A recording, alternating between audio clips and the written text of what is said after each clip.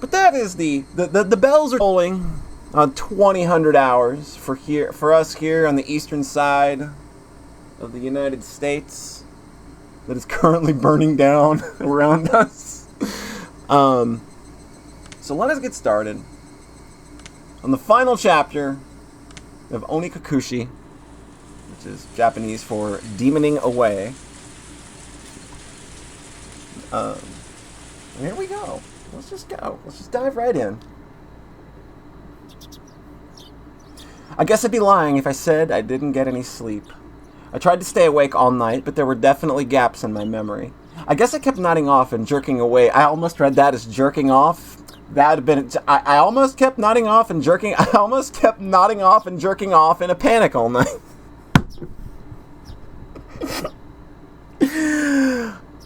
We're off to a good start, everybody. Things are fine here in Polyland. Welcome. Welcome to the very serious psychological horror story where we're nodding off and jerking off all night in a panic. Who doesn't just have like a nice panic phew in the middle of the night, right? I spent all night hugging the metal bat that spent all night tugging the metal bat that sat on top of the futon and used to barricade my door. Waiting, watching, just in case someone tried to break through my window. If I left this spot, someone would break through the door, sending my futon flying and attack me. But if I stopped watching the window, someone would break through the glass and attack me. I tried telling myself I was being paranoid, but I couldn't sleep. The thought of being so vulnerable scared the living daylights out of me. If sleep meant taking that risk, I didn't need it. Yo, it's Smitty.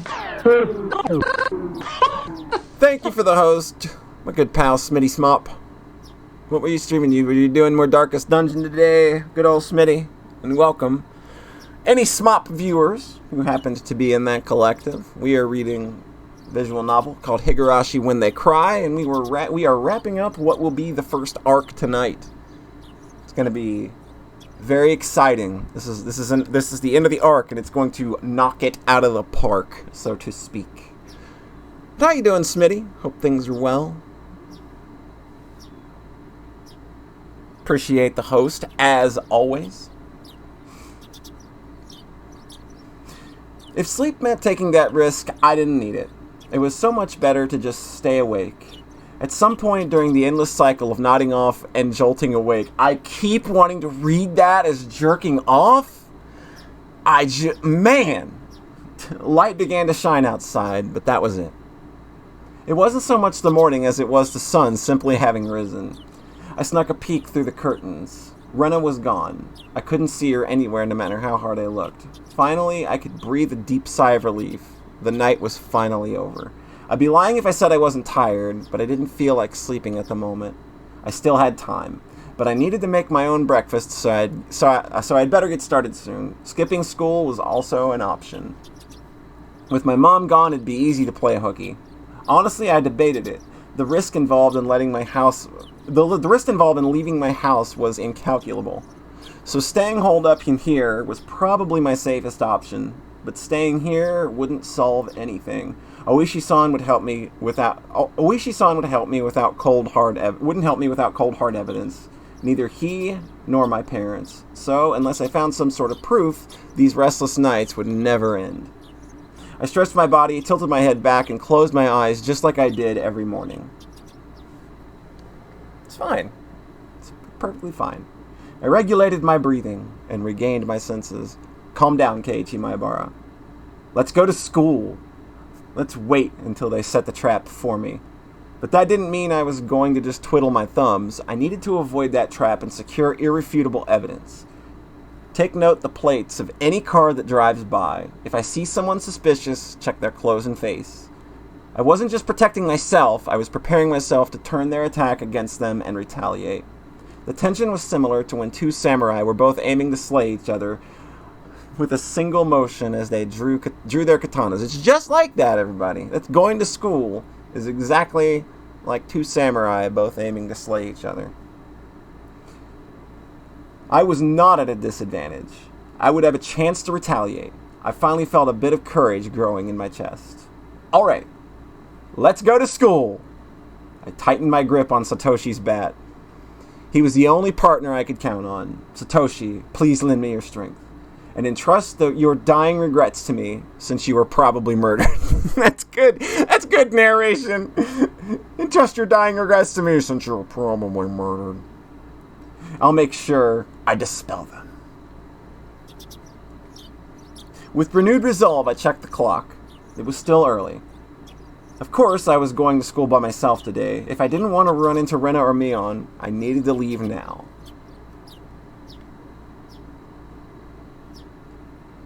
The shattered fragments of the cupboard were still strewn all over the entryway. Right. I meant to clean that up last night, but never got around to it with the phone call and everything. If my parents came back and saw this while I was at school, I would never hear the end of it. So I'd be wasting my time if I cleaned it up right now. And considering what happened if I ran into Rena or Mion, it wouldn't be too late to clean up after I got back home. Making extra certain that the doors were locked, I left the house. Aww. I only hear what I want to.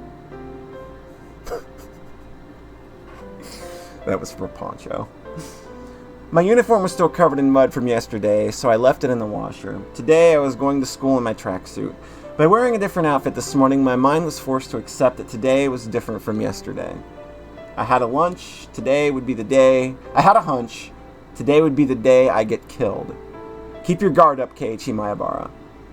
The only one who gets to decide if today is my last is me. Lisa Loeb is Rena's favorite singer. We're gonna get Lisa Loeb to voice Rena in the English dub localization. I spent the morning practicing my swing like it was my natural routine. After a while, Rena arrived at school. Our eyes met, but we said nothing. Rena said nothing about last night, as if it never happened, but I could see that those events were real by the wounds carved into her fingers. I just heard her telling Satoko and the others that the bandages were from hurting herself in the kitchen, though it wasn't like that. It wasn't like it bothered me. The details that Oishi-san shared about Rena's incident before her transfer played vividly in my mind. Now that I knew about it, I couldn't even dream of Rena as a cute, ideal girl. Kei-chan, I see you're still aiming for the Nationals. It was Mion. I had already sensed her approach, so I wasn't that surprised. Oh, Mion, if you understand, then leave me alone. I'm busy practicing. I gave her a curt reply without my usual jokes. Then I gave the bat an even larger swing, tactily keeping Mion from getting any closer. Hey, Kei-chan, take it easy. I think Mion got the message, but she still urged me to give it a rest. Homeroom's not that far off, is it? Just let me finish practicing. I swung the bat even harder as a sign of refusal. Kei-chan, when did you get into baseball? Just recently. Recently? You mean yesterday? Don't ask as if you already know. Oh dear. That's a very unsportsmanlike reply. You're distracting me. Go away. I ignored Mion and kept swinging.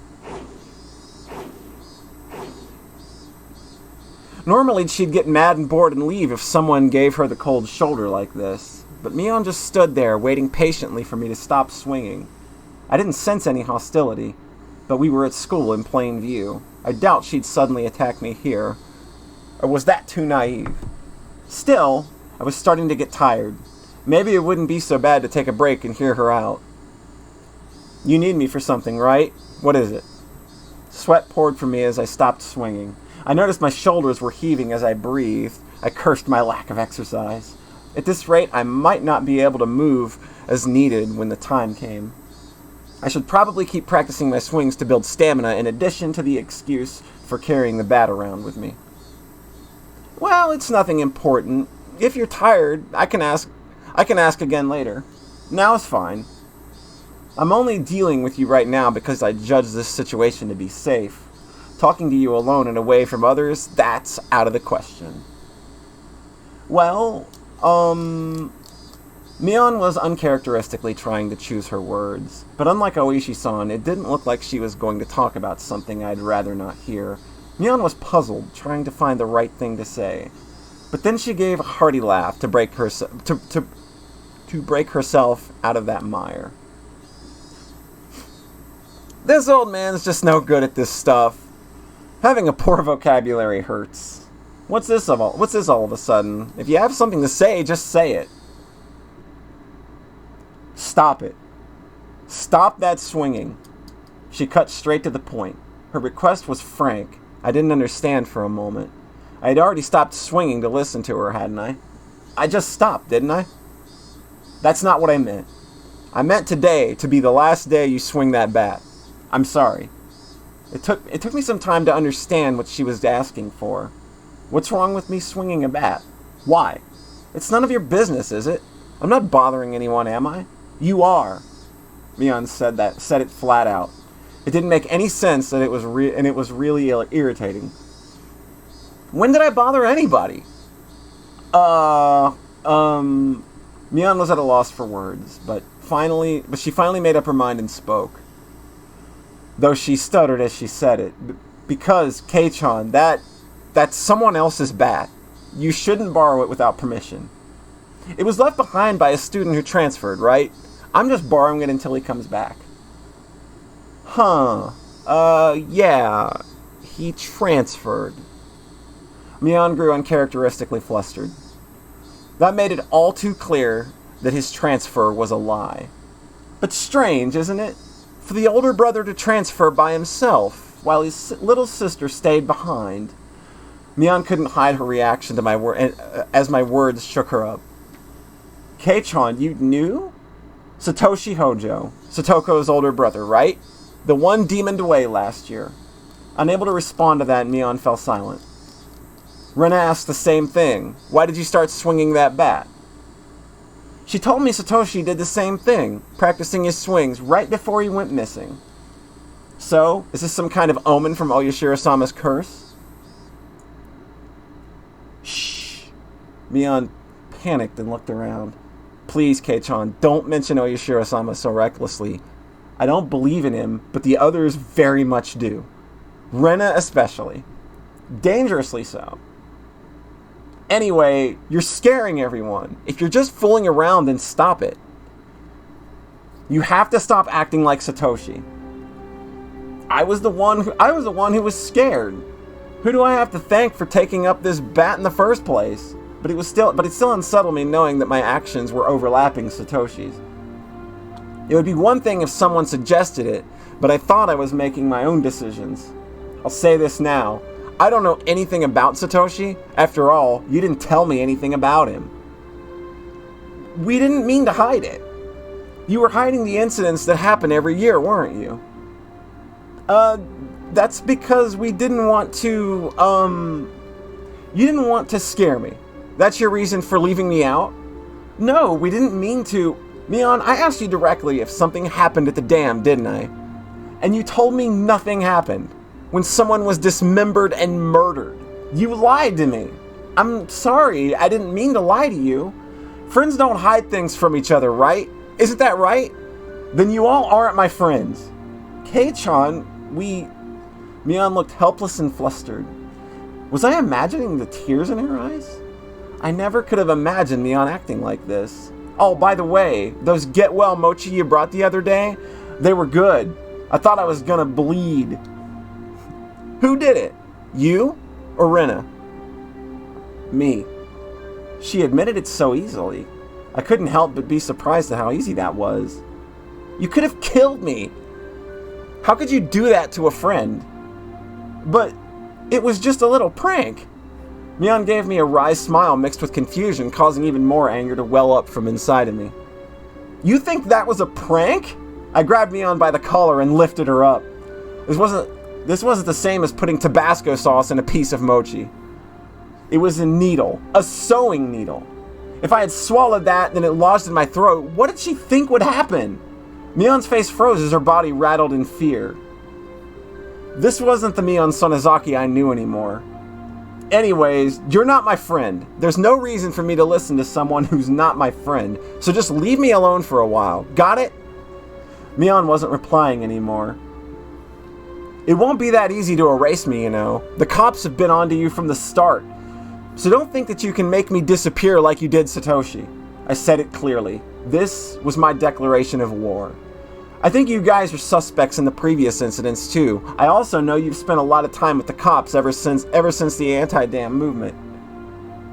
Don't think you can hide from me. Got it? How? How are you? Mion stood there with a dumbstruck look on her face. That was when I heard the principal ringing the bell for school. It was time for morning homeroom. Let's go. The class representative needs to be there, right? At that moment, for the first time, I realized Mion was sobbing as tears ran down her cheeks.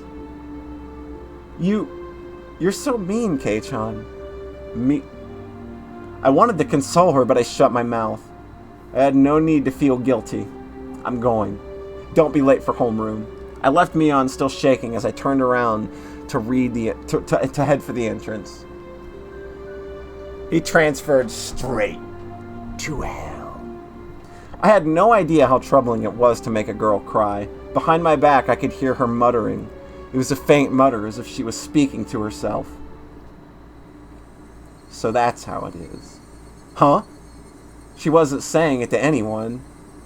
It was Mion talking to herself.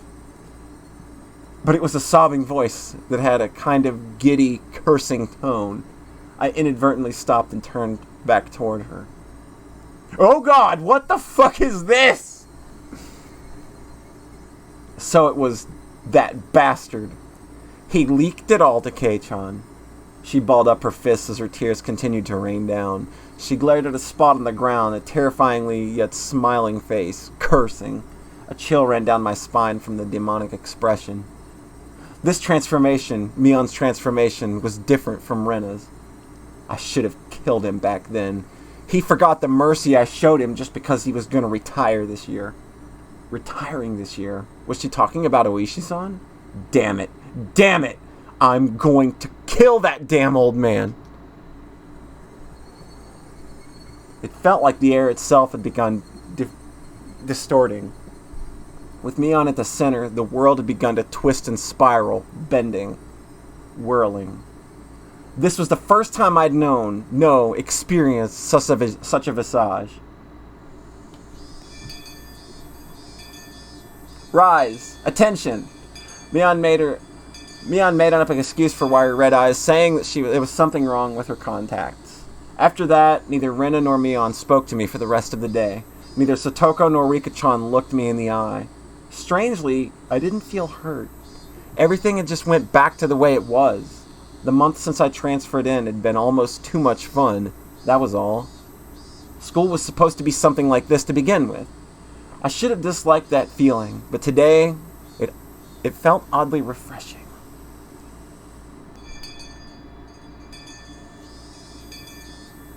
The bell rung, sounding the end of the monotonous school day, which had felt so tense yet so dull. Since it was the cause of unpleasant memories, if they had asked me to join into the club activities, I promptly started preparing to go home without even looking at them. I stuffed the contents of my desk into my bag, wrapped my hand around Satoshi's now familiar bat, and began heading towards the entrance. I was assailed by both the exhausting relief that nothing had happened today and the tiring possibility of the same thing repeating tomorrow. But deep down inside me, far beneath the recesses of my heart, achingly I knew this would be the last day of this cycle. I couldn't tell how the ending would be, whether it would end as I wished for it to end or it would end as I hoped it wouldn't. Regardless, in my current state, there was something more important than how things would end. There was something I wanted to know.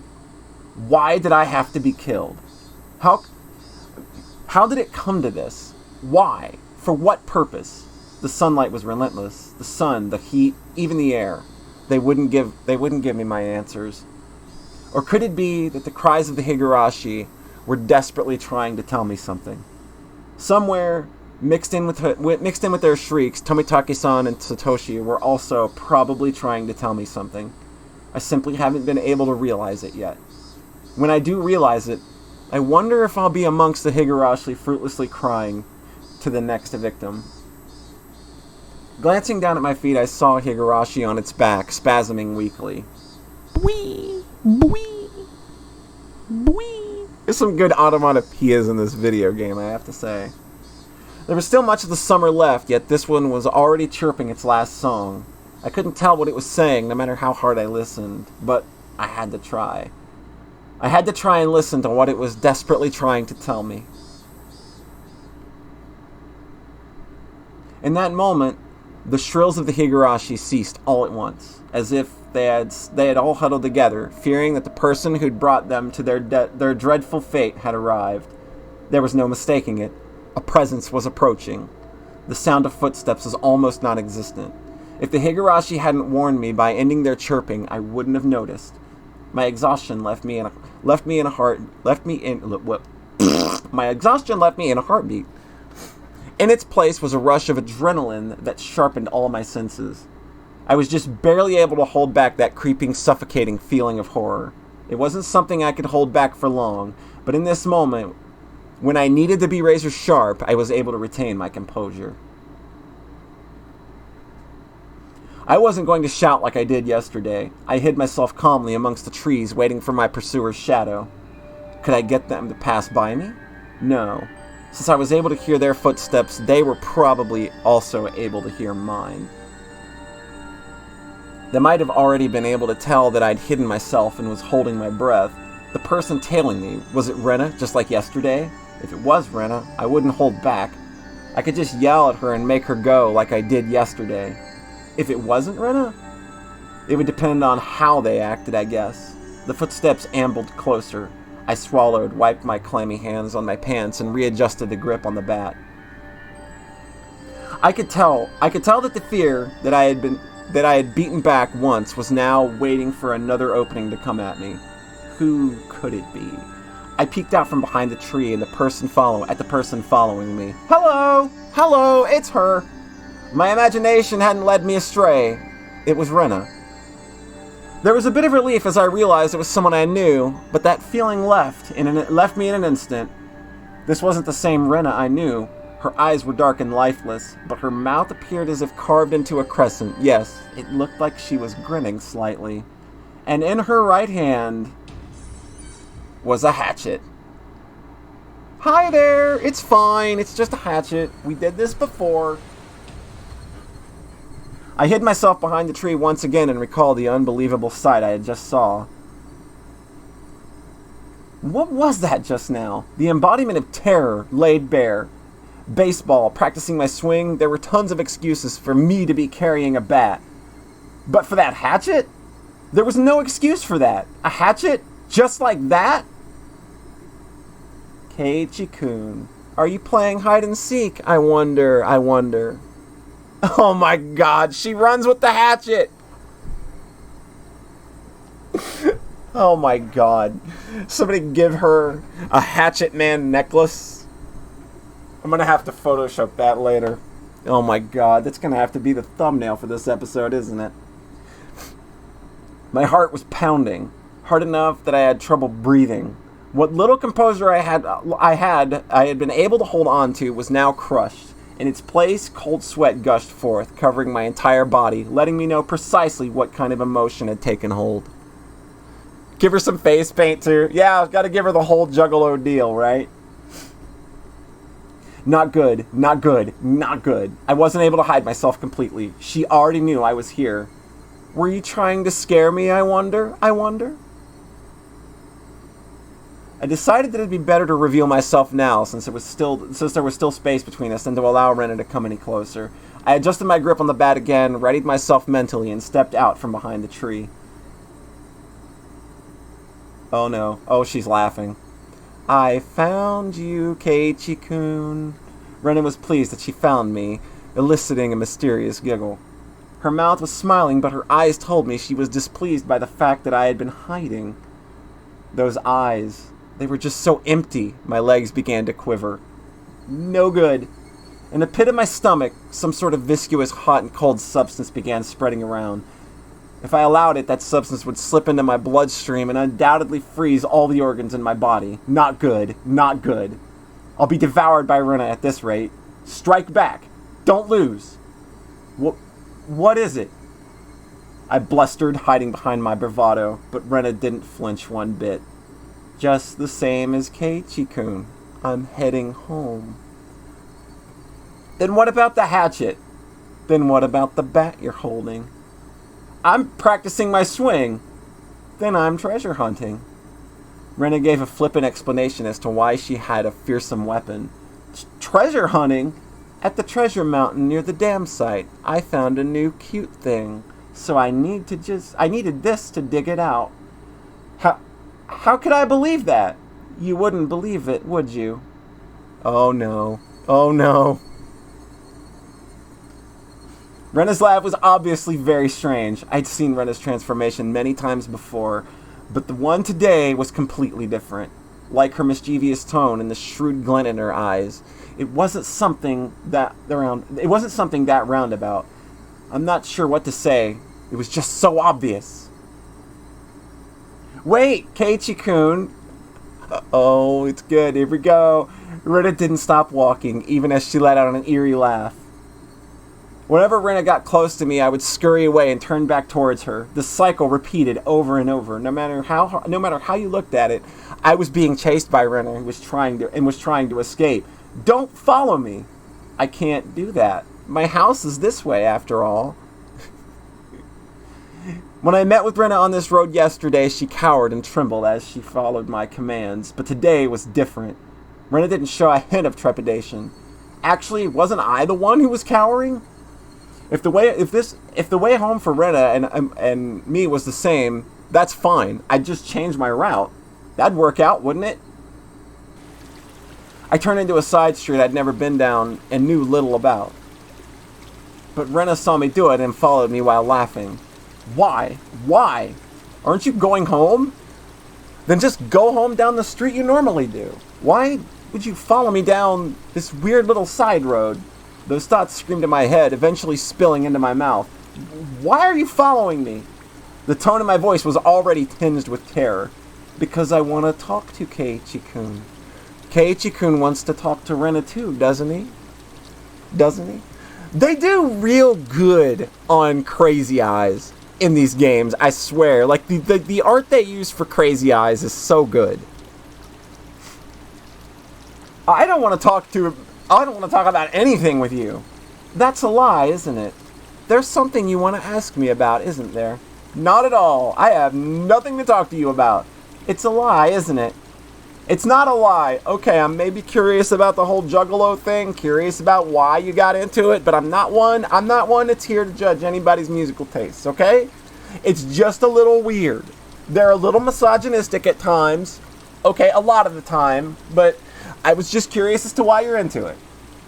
Uh-oh. Oh, Rena's scream echoed, startling more nearby birds into flight. I cringed in fear. The only other thing I could do was increase my pace. Let's talk, Keiichi-kun. Talk. She laughing. She is having a good time. Why was I running down this deserted street? Doesn't Keiichi-kun have something he's worried about? Nothing at all. I am not worried about nothing. Lies! Even though I was running, even though Rena was walking, why wasn't I getting any farther away? I know. I really do know. You're scared, aren't you, Keiichi-kun? I'm not scared. I'm not scared of nothing. Talk is not code for hatchet time. She's just a fan of the Insane Clown Posse. Welcome, Jetstorm. Welcome. She's got a Hatchet Man necklace. She runs with the hatchet. She's down with the clown. And we just weren't ready for that. That's all. Lies! My breathing grew heavy, and it felt like my legs were giving out from beneath me. Rena wasn't even breaking a sweat. I'll listen. This time I'll listen. I had no idea what she was talking about or what exactly she wanted to do. This time I'll listen. It'll be different from the time with Satoshi-kun. When she said Satoshi's name, I turned back for a moment. But even as I did, Rena was still advancing. I couldn't afford to stop. Satoshi-kun was worried too. It looked like he was having such a hard time. But I didn't listen. I was so sad. Where did this street connect to? All these twists and turns and ups and downs and all the whizzed wounds, and we already went through like 2 Sonic loops by now. It was hard to believe that this was even remotely the direction towards my house. My sense of direction had long since gone out the window. I really regretted it when Satoshi-kun transferred out. I thought that if I had listened, he may not have transferred out. I really regretted that. The road led me deeper into the forest. Wasn't I getting farther away from the village the more I ran? I lost more and more of composure the more I thought about it. But despite that realization, my inner self was still disturbingly calm. So you see, I vowed that if there was someone struggling like Satoshi-kun did, I'd save them. I don't want to see anyone transfer out again. See? It's fine. She's here to help us not transfer out. Damn it! What does transfer even mean? I won't let you transfer me. I won't end up the same as Satoshi. Come on, Keiichi-kun, talk to me. I'll be able to understand you, Keiichi-kun. I'm your ally. I started wheezing, out of breath. My lungs were so hot that it felt like they were going to explode, and my heart was beating as hard as it possibly could. I should have practiced running instead of my swing. I couldn't even afford to scoff at that stupid thought. If Keiichi-kun doesn't have anything to worry about, he'll go back to normal. Everyone will go back to being friends, and we can enjoy club activities again. Next time, we'll team up and beat Michan. Yeah, how much fun that would be. Rena couldn't even imagine how much I wished I could turn back the clock to those past few days. You could be nice to me again, too. I want to go searching for treasure again. This time I'll prepare a nice lunch. Actually, we could go right now. Let's go to the damn site together. I'll show you the cute thing I just found. I'm sure you'll like it, too. See? It's fine. She just wants to show us cute things. Well, yeah, like an internet card. My footsteps made pathetic flapping sounds as my legs wobbled and faltered. Hot on my heels, Rena's steps were sharply breaking twigs underfoot. I had to accept it. I was on the run, being chased by Rena. If she caught me, it was all over. I realized that instinctively. I couldn't even begin to think of what that end would entail. Just if I was caught, it was all over. Yeah, what if the cute thing is a dead body? I don't think the cute thing is a dead body. I don't know why dead body. Yeah, like she just found a despair corn keychain, and it's buried under some trash. It's just like the Colonel Sanders that we were going to dig out. That's why she has the axe again. We had the axe earlier. I don't know why everybody's freaking out. It didn't matter how it was going to end. I wouldn't let it end. Not without knowing anything. Not yet. That momentary lapse was all it took. Of all the things that could have happened, my knees buckled underneath me and I crumbled towards the ground. I tried to stand frantically, urging my legs to respond. I used my bat as a makeshift cane to prop myself up, but Rena was already standing right in front of me. Hi. Compared to me, out of breath and utterly exhausted, Rena was so cool and composed that she could have froze the air around her. She wasn't breathing hard at all. Rather, I couldn't even sense if her heart was beating. Are you afraid of something, I wonder? It's not like you to tremble, Keiichi-kun.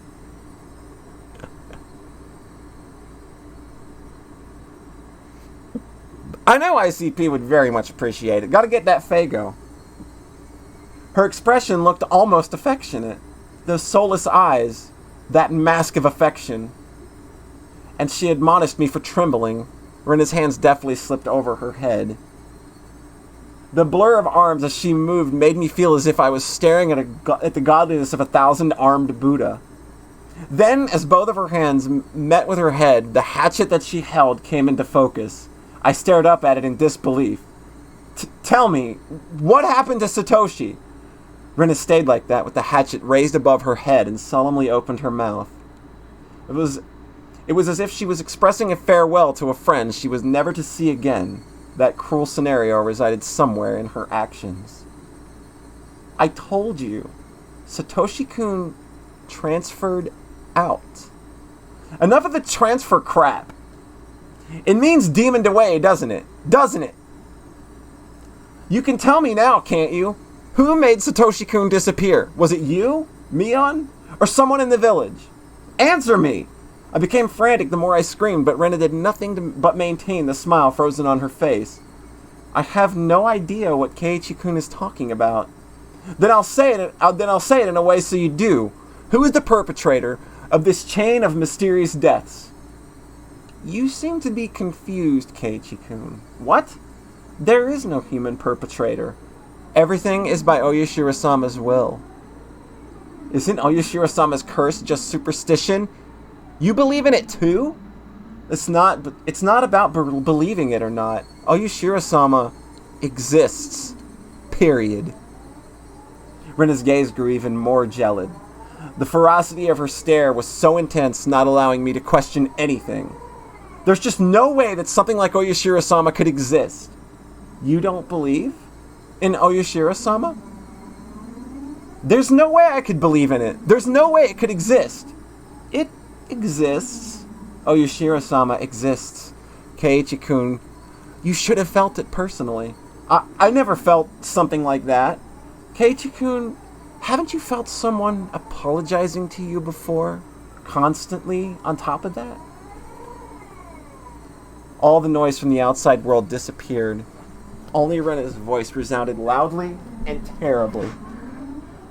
You see, until you forgive them, they'll always be with you.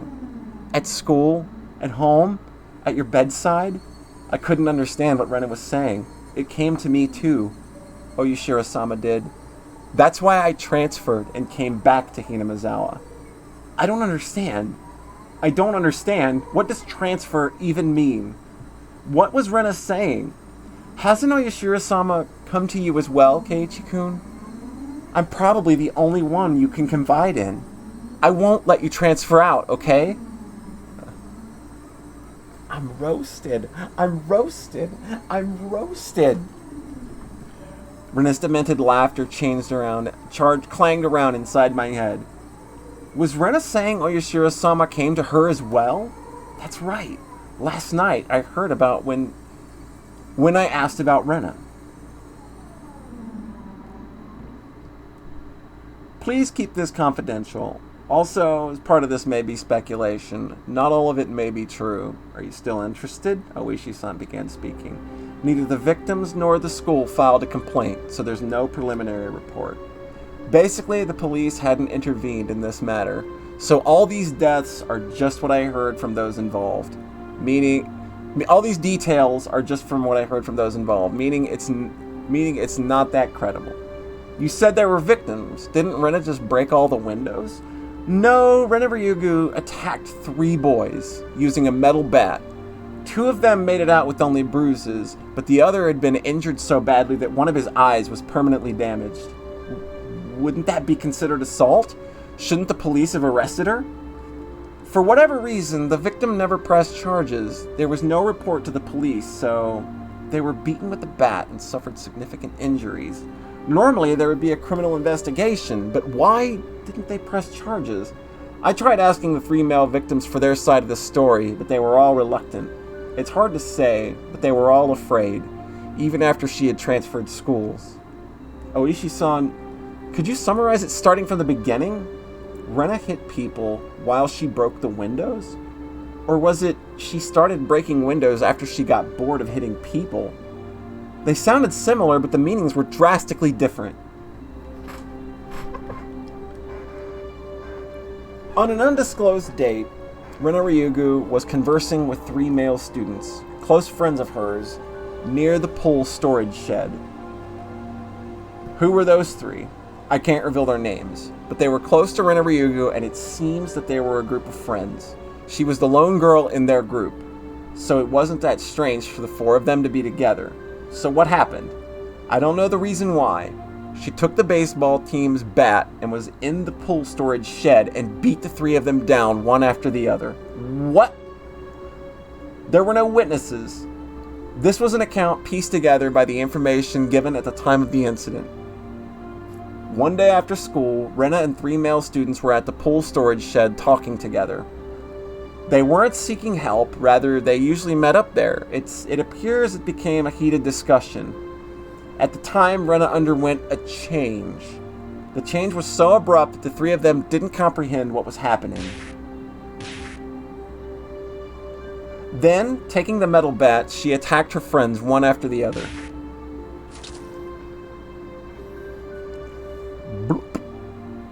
Leaving her friends covered in blood with gashes on their heads, she made her way towards the school building.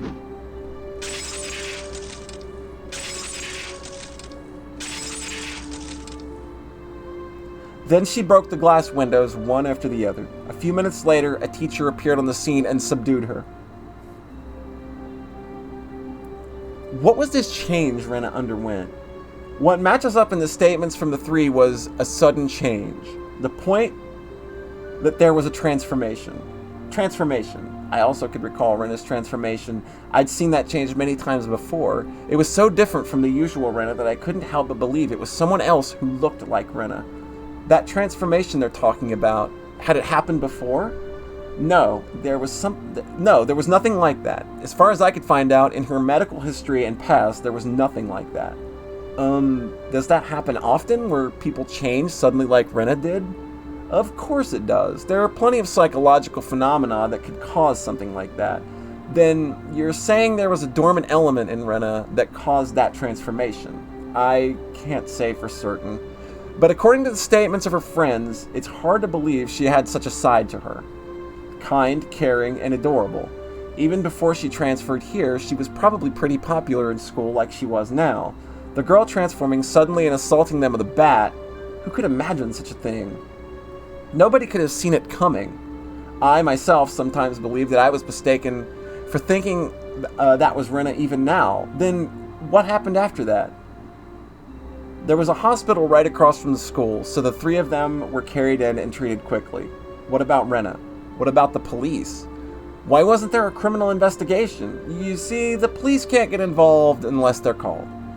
Even though one was badly injured with permanent damage, why didn't they file charges? That's what caught my attention as well. Either some threat or pressure was placed on them, or they had a reason they couldn't file charges even if they wanted to. We're talking about you, after all. Of course you looked into it, didn't you? Well, yeah, but I told you from the beginning, didn't I? That the victims were all very reluctant to talk.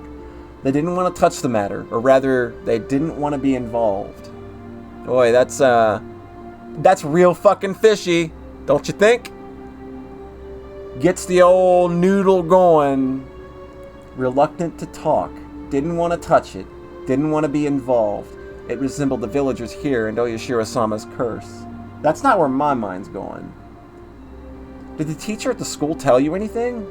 School is hallowed ground. You could say they tend to keep scandals under wraps. I didn't have a search warrant, so I had to tread lightly, you see. Yeah, I don't like the implication. Starting to think maybe this was a justified action and they knew it. Then there was no comment from the school. No. They denied the incident ever happened. It's just 3 male students were carried in for blunt force trauma that day. That's all there was in the hospital records. The victims didn't speak. The school denied what happened. Then you don't know anything at all. Yeah, I know nothing other than the incident itself had taken place. The victims also wished this incident to be kept from the public, so if you and I both forget about it, Maebara-san, then this incident will probably just fade away. For a brief period, we sat in silence. At first glance, it looked like a simple assault case. But that was just the tip of the iceberg. The depths were obscured by roiling waves, sinking quietly into the void, as if it never existed to begin with. After that, she was suspended by the school, and during that time, she underwent psychiatric counseling. Did you hear anything from the doctor? Again, they were very professional with regards to their ethics, or at least very tight-lipped. Nothing even after you showed them your badge? I was told to get a warrant. The badge itself is not legally binding authority, after all. Then how did you know that Rena confessed and that it was Oyashiro-sama who did it? There was a nurse I asked in the department. She agreed to help me just from showing her my badge. Oh, then, so, you're kind of still a scumbag. Then what did she say? Turns out the nurse hadn't heard everything. Apparently, all she remembered was that what she overheard from inside the room. The nurse said that at the time, Rena Ryugu was very calm and mild-mannered. It was more like she was confessing her sins at church than counseling session. She spoke with her mother there for some of it, but partway through, her mother was asked to leave, so it became a private counseling session between just the doctor and Rena for a while. The part with Oyashiro-sama, when did it pop up? Partway through. She screamed the name suddenly, then startled the nurse, and that's why she started listening in. It was Oyashiro-sama! Rena suddenly shouted that. I had no idea what was said before that, so I had no idea what the meaning behind it could have been. The doctor, calmly and collectively, asked Rena to have a seat. What is this Oyashiro-sama you speak of? Gently, ever so gently, a fundamental part of counseling is to be a good, patient listener. Whoever abandons Hinamizawa will be hunted down by Oyashiro-sama. And it's finally gotten to me. That's the town you lived in before you moved here. Isn't that right, Ryugu-san? I didn't want to move, but because of my mom and my dad's circumstances, we had to. But Oyashiro-sama wouldn't allow it. Ryugu-san must have had lots of friends in Hinamizawa. Even now, you must be missing them dearly, don't you think? I want to go back. Back to Hinamizawa. No, it's not that I want to go back. I have to go back. I should have gone back much sooner, but now it's too late. Oyashiro-sama has come. Oyashiro-sama is the name of the god from Hinamizawa, right? Everyone knows it's Hinamizawa's guardian deity. And if you ever try abandoning Hinamizawa by leaving, you'll incur its wrath. You had moved quite a while ago, didn't you? Then it was just now that this god has arrived? Is that what you're saying? You might not believe me, but Oyashiro-sama exists. The nurse was then asked by another nurse to do something and left the room. That was all she remembered. That it was Oyashiro-sama's doing, right? I do believe there is that kind of superstition in Hinamizawa, that if you leave the village, then you incur Oyashiro-sama's wrath. You should be familiar with this part, Maebara-san. I knew very well that those scorned by the village incurred. To hinder the dam construction project, they cursed the construction foreman to his death. Then the following year, Satoko's parents, supporters, and leading advocates for the dam were cursed to their death. But this was the first time I've heard of a curse incurred by leaving the village. This is my first time hearing that. I can understand outside threats being cursed by the village, but why also villagers who leave? Normally, people who leave villages aren't supposed to be cursed, right? I know it's a bit strange to say it, but I could see it as a rule that the people who come in are ones who would be cursed. Far from Jupiter, far from his thunder. Curses weren't something to chase. Having a stroke again. Curses weren't something to chase after people to leave, were they?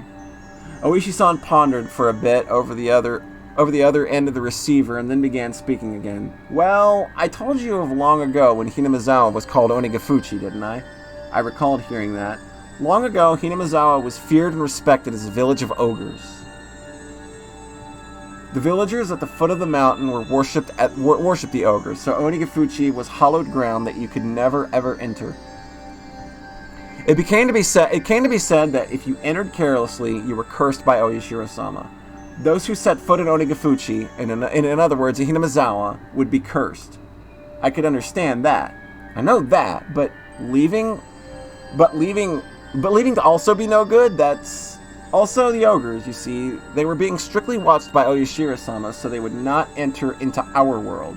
In other words, Oyashiro-sama probably restricted interaction between Onikakushi and the rest of the world. I see. I finally understood what sort of thing Oyashiro-sama was. So basically, Oyashiro-sama is more of a warden than a protectorate deity. I see. Trying to keep this place isolated from the rest of the world. I guess that's how it would seem. I'm sorry, I don't know very much myself. This is mostly what was passed to me from my grandmother. I could understand it a bit better if it was like that. Those who came to Hinamizawa would be cursed, and those who tried to leave would also be cursed. So because Rena originally lived in Hinamizawa and moved away, she fulfilled the requirements of being cursed.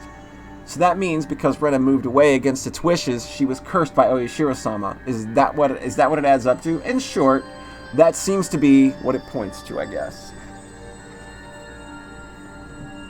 As a matter of fact, soon afterwards, they did move back to Hinamizawa after all. Those who abandoned Hinamizawa and left were cursed. But then, why only Rena? Shouldn't Rena's parents have been guilty of the same transgression by moving away and have been cursed? Also, in this day and age, in Japan, shouldn't it be a lot more people coming and going? If every single one of them was cursed, then it'd be insane. But in reality, it wasn't that big a deal at all. At most, there would be one person dying and one disappearing on the day of the Wataragashi. I don't like saying at most, though. Well, anyways, there's a lot I still don't know. Even if it was Oyashiro-sama's curse, it doesn't explain Rena beating her classmates with a metal bat, or why the victims wouldn't press charges. You don't think the victims were cowering because they believed that the terrible curse had befallen them, do you? Of course I didn't want to believe it. But more importantly, I had just realized something else. There was another bizarre connection that Rena made between Oyashiro-sama's curse and metal bats. Satoshi fell victim to Oyashiro-sama's curse and went missing. I had recently learned that Satoshi had become infatuated with the metal bat right before he disappeared, just like me. Then Rena as well. She was affected by Oyashiro-sama's curse. She confessed that much to the doctor. And the weapon, which she used at the time of the horrendous act, was again a metal bat. And finally, me. I had encountered various things that were inexplicable, and now I was holding on to a metal bat. I was shocked when I learned that Satoshi did the same thing. It couldn't be. The same thing happened to Rena? But there was one critical difference between her and Satoshi's case. That being, Satoshi went missing after falling victim to the curse, but Rena was still here. Both of them had fallen victim to Oyashiro-sama's curse, yet they were met with different endings. And finally, me. I couldn't call this a coincidence anymore. Rena, Satoshi, and finally me. Could it be that I really was under Oyashiro-sama's curse right now? No, more importantly than that, what should I do now? Satoshi had been demoned away, vanishing without a trace. Rena was fine. Rena had undergone a change. I could only believe that there was something that wasn't Rena residing within her. And here, right now, it was standing before me. Hi! She's back! Everybody say hi! Rena, please tell me. What will happen to me? Rena stood imposingly, not answering. Satoshi disappeared, but Rena didn't disappear. So what will happen to me? Oh, she laughing again. Maybe if she didn't laugh, we might calm down a little bit. But I also have a feeling that we are imagining this laughter. I had never heard such an unpleasant laugh before. It had become akin to the sound of her breathing. It was no longer a voice or an expression of feeling. Don't worry. I'll save you. Rena took one step forward, still holding the hatchet high above her head. Now then. One step closer, Rena's face spread out to fill my vision. Speak. One step closer. Rena's nose was close enough to touch mine, and it was still pushing closer. There's something you want to say, isn't there? I'll listen. I'll save you, okay? Speak. Okay? Speak. Okay? I slumped down, landing squarely on my butt. It wasn't for some pathetic reason. It was all I could do to get as far away from Rena. Oh, she laughing again. She doing the laughy laughs. That's a lot of laughy laughs. Rena, that's probably not the best thing to do right now. I had the gut feeling that I couldn't let her laughter end, because when the laughing ended, the moment I picked up on that, the feeling, my body moved by instinct. I sprang to my feet as fast as I could. I couldn't believe it, and I pushed Rena away with both hands. Rena was as light as a feather. Thrown about by the unbalanced weight of the hatchet, she was sent backwards as if she had been carried off by the wind. After confirming that out of the corner of my eye, I dashed off at full speed. I was a perfect picture of fleeing like a greased pig. Get away from Rena. Run away. Survive. I couldn't think of anything other than this. While I was running, I remembered that I had been holding onto a bat this entire time. Such a worthless weapon. I couldn't believe I'd forgotten about this weapon at such an important time. I sped even farther down the winding path. I didn't even feel myself gasping for breath or my legs getting heavy. My body understood it as well. If I didn't run away from here, I wouldn't live. I could hear the laughter of that simulacrum of Rena coming from behind me. It rang through the trees and in my head and slowly chiseled away at my sanity. The groove of the trees thinned out and my field of vision suddenly expanding. Where was this? For a moment, I was bewildered by the scenery as I knew I couldn't quite remember. I quickly realized I was at the damn site. The fact that I had dashed madly and ended up in a place like this gave me a bad feeling, like I was following someone's scripted plot. I had a good view of my surroundings, but I didn't see a single soul here. This was a terrible spot for someone to run, but there wasn't a better place for an attacker. But there was no better place for an attacker. My heart was already on the verge of bursting. The muscles in my legs were screaming, but I didn't care. If I stopped here, then I might not be able to scream for much longer. Even still, I glanced back, looking for an excuse to rest. Rena wasn't there. Instead, I saw two villagers walking around. I breathed a sigh of relief that it wasn't Rena, but a third party. Except the voice inside me rang the alarm once again. Villagers walking around weren't suspicious in and of themselves, but it bothered me. They both wore rough-looking clothes, empty-handed, and definitely gave the impression that they were just out for a walk. But at this time of day, two adults wandering around without a purpose, it was enough to raise questions. But more than anything else, those eyes. They weren't chit-chatting while walking. They were both silent, heading forward, looking in my direction. Was I at the end of my rope and had finally started imagining things? I should run away. That was probably the best choice. If they weren't involved, I'd lose them easily by running. If they were part of the group after me, then they would come running after me. Either way, unless I hurried up, Rena would catch up with me. That's right, I was gonna run. Deciding that, the moment I began to turn tail, both of them rushed towards me, as if they knew exactly what I was thinking. Somewhere inside of me, I had jumped to the conclusion that Rena was the only thing I needed to be afraid of. I made the assumption that I didn't need to fear anything else, but right now I realized how blatantly wrong I was. Suddenly, the story of Oishi-san had told me about demons all leaving the village to hunt prey floated through the back of my mind. I could tell they were both coming after me without even turning around because of their frenetic footsteps. It was frightening, being unable to shake Rena off slowly closed in on me, but this didn't even compare. Being pursued with such violent ferocity, this straightforward horror was unparalleled.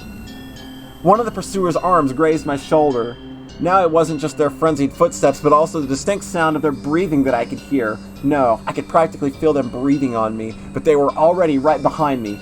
Calm down, Keiichi Maebara.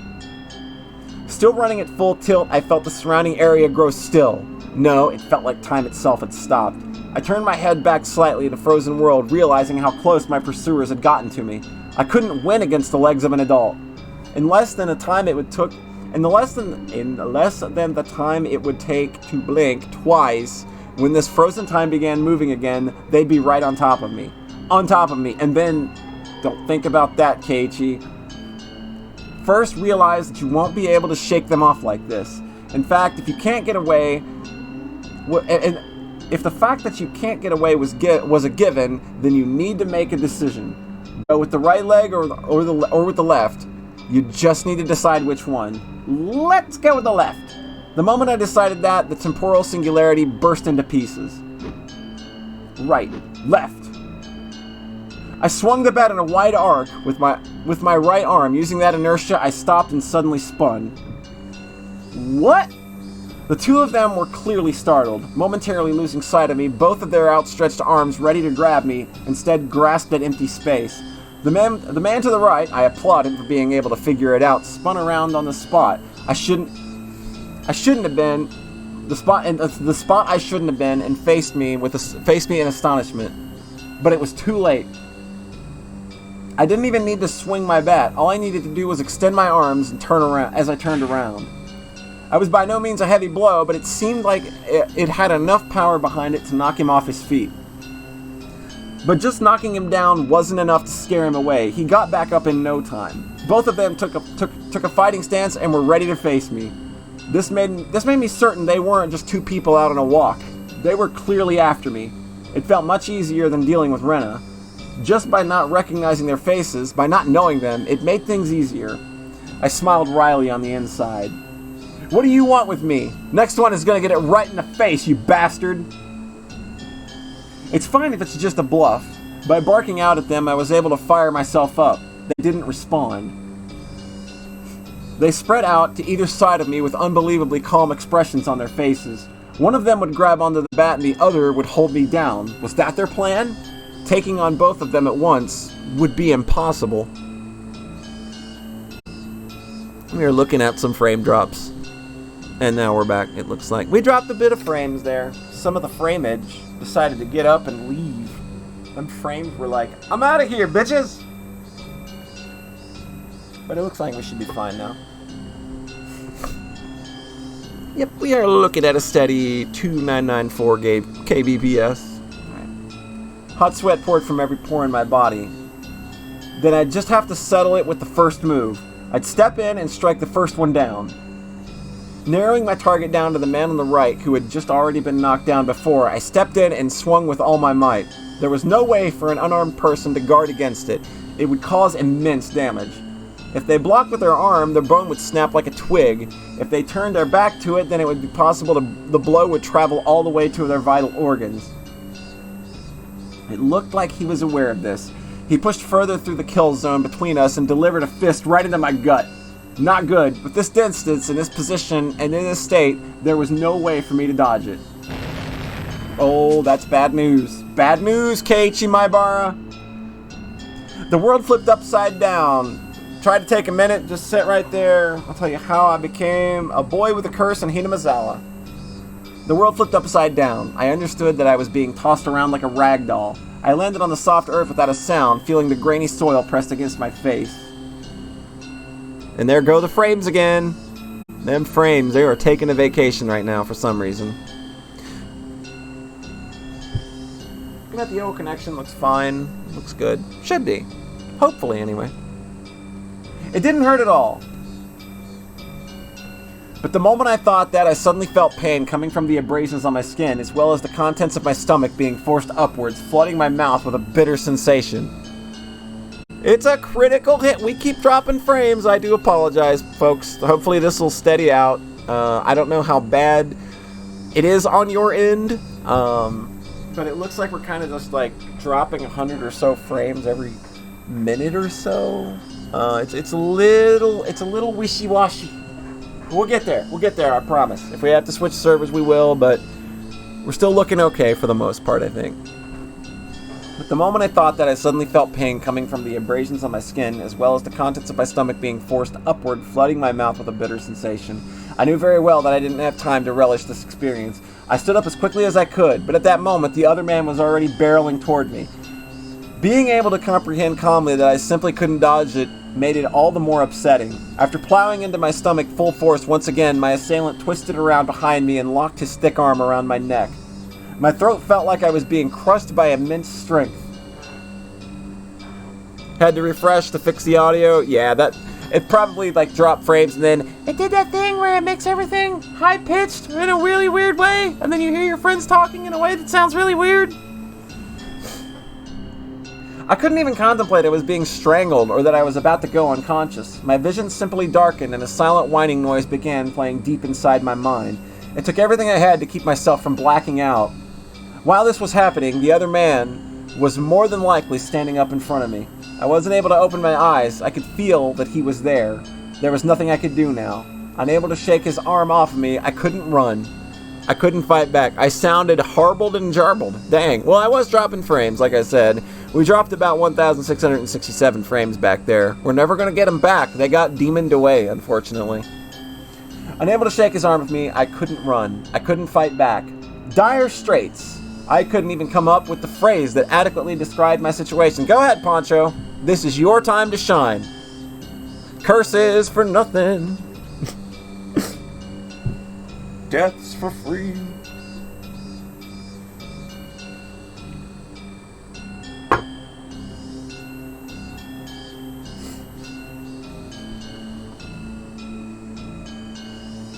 Dun, dun, dun, dun, dun, dun. Higurashi. When they cry. Someone call Rena. She'll fix it. She's got... Yeah, Rena! It's okay that you like ICP. It's fine. Come back, save me. Somebody's beating my ass.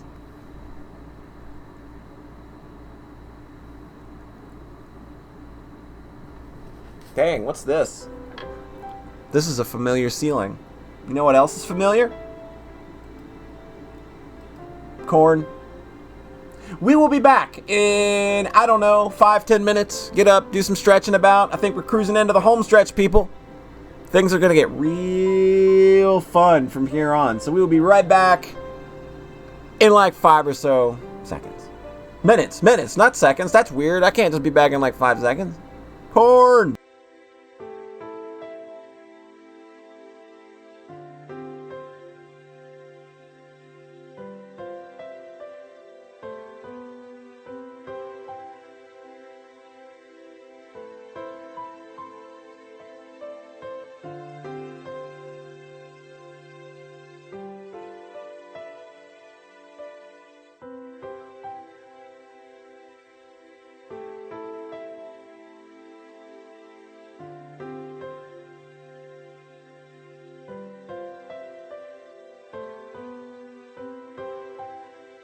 Alright, I muted it. Hey, I don't have the other corn, so I was going to use that one, but I forgot to save it, and I don't want to go on Twitter and looking for it right now. But if you link it, I'll put that one up. The new corn. The new hotness. You know the one. At the door.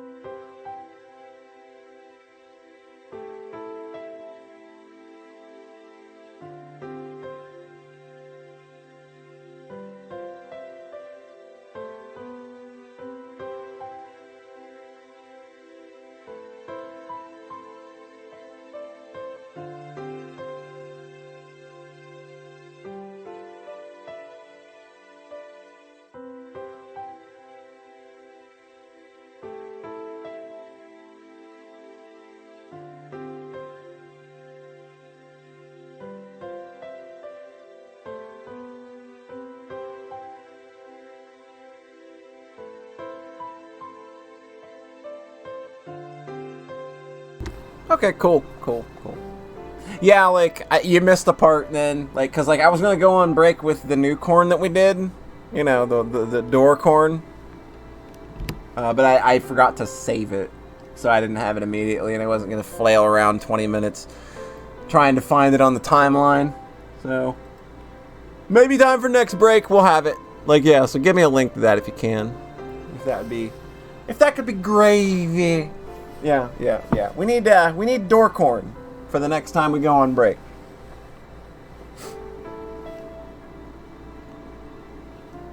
So, things are about to get real fun now, I think. We got a ceiling. That means we have found a place of refuge, right? We should be safe now. There's a ceiling. Alright. Let me go ahead and click that link so that it's saved. Let me get this open. I gotta show this right now. I'm gonna go ahead and save it. Add this as a source. Get it all loaded up and ready now, because there's just no way I can't share this right now. It's so good.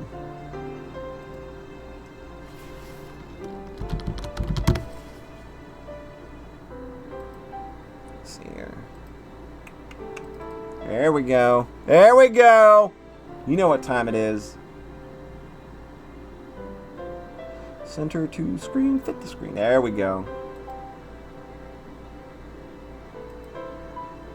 It's the good shit right there.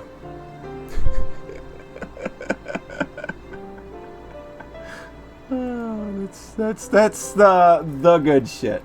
I'm roasted. I'm roasted. I'm roasted. I called that one door corn as a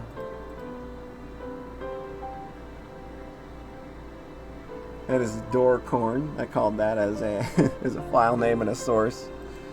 So there's that. There's door corn. We'll have that for next time when we go on break. We'll let you sit there and hang out with door corn. Raven, how goes? Welcome. How be? We. Poor Keiichi, he's had himself a pretty bad day so far. He's a little paranoid. Had a little bit of the paranoids. Then he went and he ran a whole bunch. He talked to his good friend Rena. She was trying to be a sweetheart, of course. Then he ran away from her. Then he ran to the dam and he got into trouble.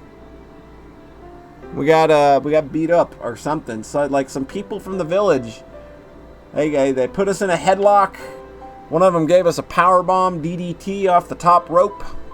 It was a very scary experience for Maebara Keiichi-san. Exactly, she wanted to feed him. Her special buds. I want to taste your special buds.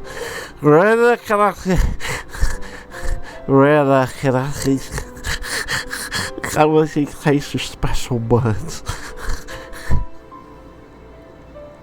I really hope that voice is the most disturbing thing on my channel. I hope that there's nothing more disturbing than that. Because I feel gross doing it. They may taste a bit sharp. She's not going to needle you about it. She's fine. Alright. So we've got a familiar ceiling. Unlike Evangelion, where there is an unfamiliar ceiling. We have awakened to a familiar ceiling, so that can only be a good thing. Go take a shower. That was hella gross. The smell of the bed and pillows. I knew them well. This was my room? Normally there wouldn't be anyone in my room besides me, but their presence made me spring wide awake. When I did that, pain shot throughout my entire body. Hey! Hey! Feeling alright? I think you'd better just lie down for a bit. Why was Rena in my room? Blood began to surge through my muscles and my capillaries. But Rena's smile belonged to the Rena I knew well. I knew I shouldn't let myself feel this way, but I relaxed thinking that this version of Rena was safe. Why am I... Don't you remember? After losing consciousness, nothing at all. My body had become more lethargic than I could have imagined. I guess that would be the expected outcome after exerting everything I had back there. I tried to at least clear my head, but I just couldn't shake the sluggish feeling out of my mind. I called the doctor. He should be here soon. I think you'd better just lie down until then. I wasn't injured seriously enough to merit calling a doctor, but knowing that someone impartial was coming was slightly reassuring. Why am I here? I'm sure I was at the damn site. That's what I want to know. What happened? When I got there, Keiichi-kun was already passed out. That's why I'm the one that wants to know. I was attacked by two weirdos. As I talked about it, I finally remembered what happened right before I passed out. Recalling that memory and the terror went along with it caused fogginess around my head to clear right up. Did it crash? Did the stream crash again or something? Or man. Is it a rough night in Twitchville? Is that what's going on? Let's forget about those two for now. I didn't expect Rena to be nursing me. I thought Rena was trying to kill me. She would have had the perfect chance while I was unconscious, so why did she not kill me? She had nursed me back to health. Amazing you could drag me all the way back here. Wasn't I heavy? Looking at Rena's delicate frame, it was hard to believe that she had not only gotten me back home, but even dragged me all the way up to the second floor. Did she have some help? Don't you remember, Keiichi-kun? Rena appeared a bit surprised, but still kept her smile. I only propped you up on my shoulder. You said you could walk on your own and that you were fine. You don't remember? I don't remember. My memory was fuzzy after the point where I lost consciousness. What about those two? Huh? When you got there, Rena, the ones with me, or rather, those two guys. There wasn't anyone. She said it bluntly. The way she stated it felt slightly unpleasant. I was just too timid at the time. I might have been able to force some answers out of Rena. But if I did that, then this kind of Rena might transform into the scary Rena who I didn't know. Fearing that, I didn't press any further. Thinking about it, it was the obvious choice. If both those men were there, I don't think Rena would have stood a chance. I couldn't find a way to explain it unless I assumed she brought me here after those two were already gone. Rena was still smiling. Her eyes sparkled warmly, yet I felt like I was hallucinating when I saw something. Something akin to a shadow slowly creeping across her face. That small omen sent shivers down my spine. While Rena was still Rena, I needed to make contact. I needed to contact Oishi-san. Rena stopped me when I tried to get out of bed. She said it would aggravate my wounds. She said I should sleep. I'd like to get to the bathroom, though.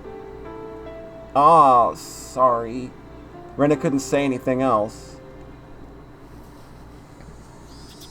While Rena stayed in the room, I quickly went downstairs to get the phone receiver in the living room. When I approached the front door, the doorbell rang. Ding dong, bing bong! It must have been the doctor Rena had called. It was strange for a patient to welcome in the doctor while making a house call, but it would be incredibly reassuring to have him here for the considerable time it would take Oishi-san to get here. I carelessly opened the door with a simple assumption and regretted it almost instantly. Hi, you. Hi. Remember, she got a gun.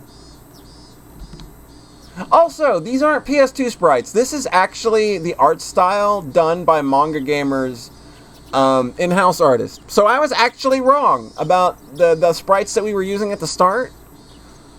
These are actually Manga Gamer's own sprites that they did. Man, I keep dropping frames and it's great. It's fantastic. It's really, really swell. I really like dropping all these frames. It's super, super rad. In the middle of the climax of the story. Yeah, this old man will make you all better. Oh, you look just fine. I heard you collapsed, so I came to check up on you. How did you know I collapsed? I heard from Rena over the phone. Do I need any reason other than that? I understood why she would call a doctor, but why me on too? Rena was descending the stairs behind me. Rena, doesn't Kei-chan look pretty alright? Sheesh, she made me worry for nothing. That's true. Maybe I worried for nothing as well. They both began laughing. It appeared like a cheerful laughter, but I couldn't shake the feeling that there was a darkness looming over them. Whoa, what's up with this shoe rack? How did it get like this? The shoe rack that I'd smashed to pieces had been like that since yesterday. I fell, you see, and the bat I was holding at the time slammed into it. This is what happens when you swing around something you're not used to handling.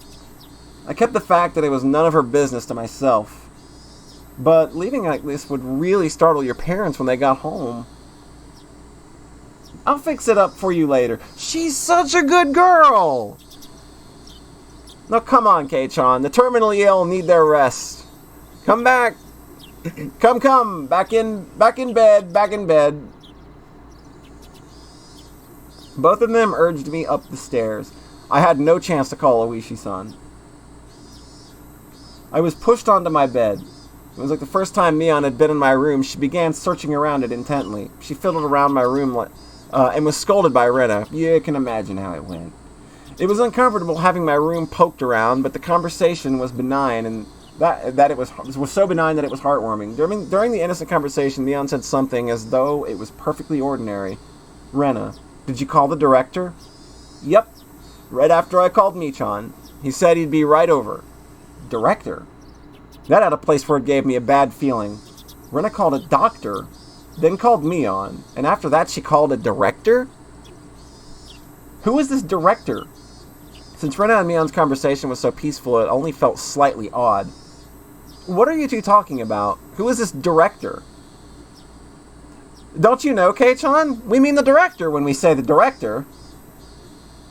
Like the director of a movie, or a foreman of a construction site.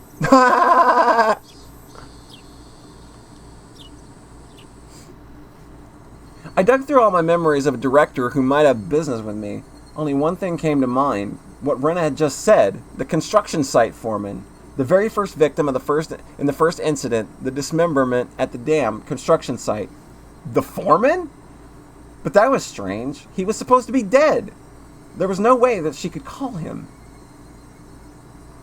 I don't understand what you guys are talking about. What does the director have to do with me? You said he was coming. Did you mean to my house? I asked one obvious question after another, but all the two of them did was smile coolly at each other. There was a huge difference between how the two of them appeared and how my suspicions were playing out. Slowly, I felt discomfort and panic welling up inside of me. I couldn't understand what Rena and Mion were talking about. Kei-chan, you've gotten into baseball lately, haven't you? Pretty sure the director will be happy to hear that. So, who is the director? The director is the director. So, who's the director? Uh-oh. Hey, they laughing. They're laughing. This doesn't seem like a funny question to me. This isn't a funny line of questioning.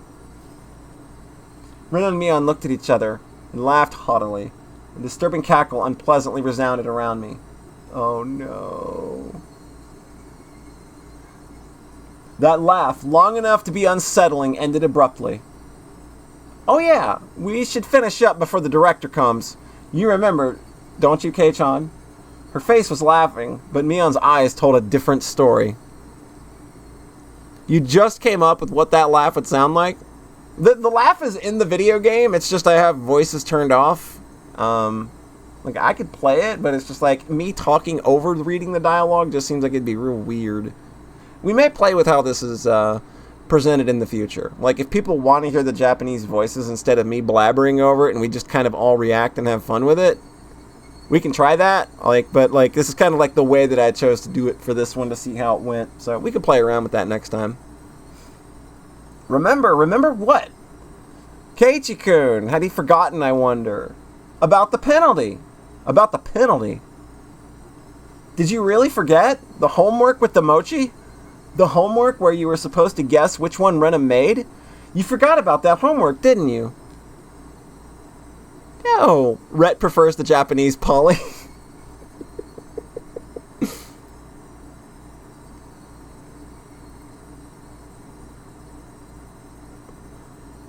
Yeah, we'll play around with it for Watanagashi to see what people like. Or maybe we'll do a test stream to see kind of if maybe there's some other way people would prefer this being handled.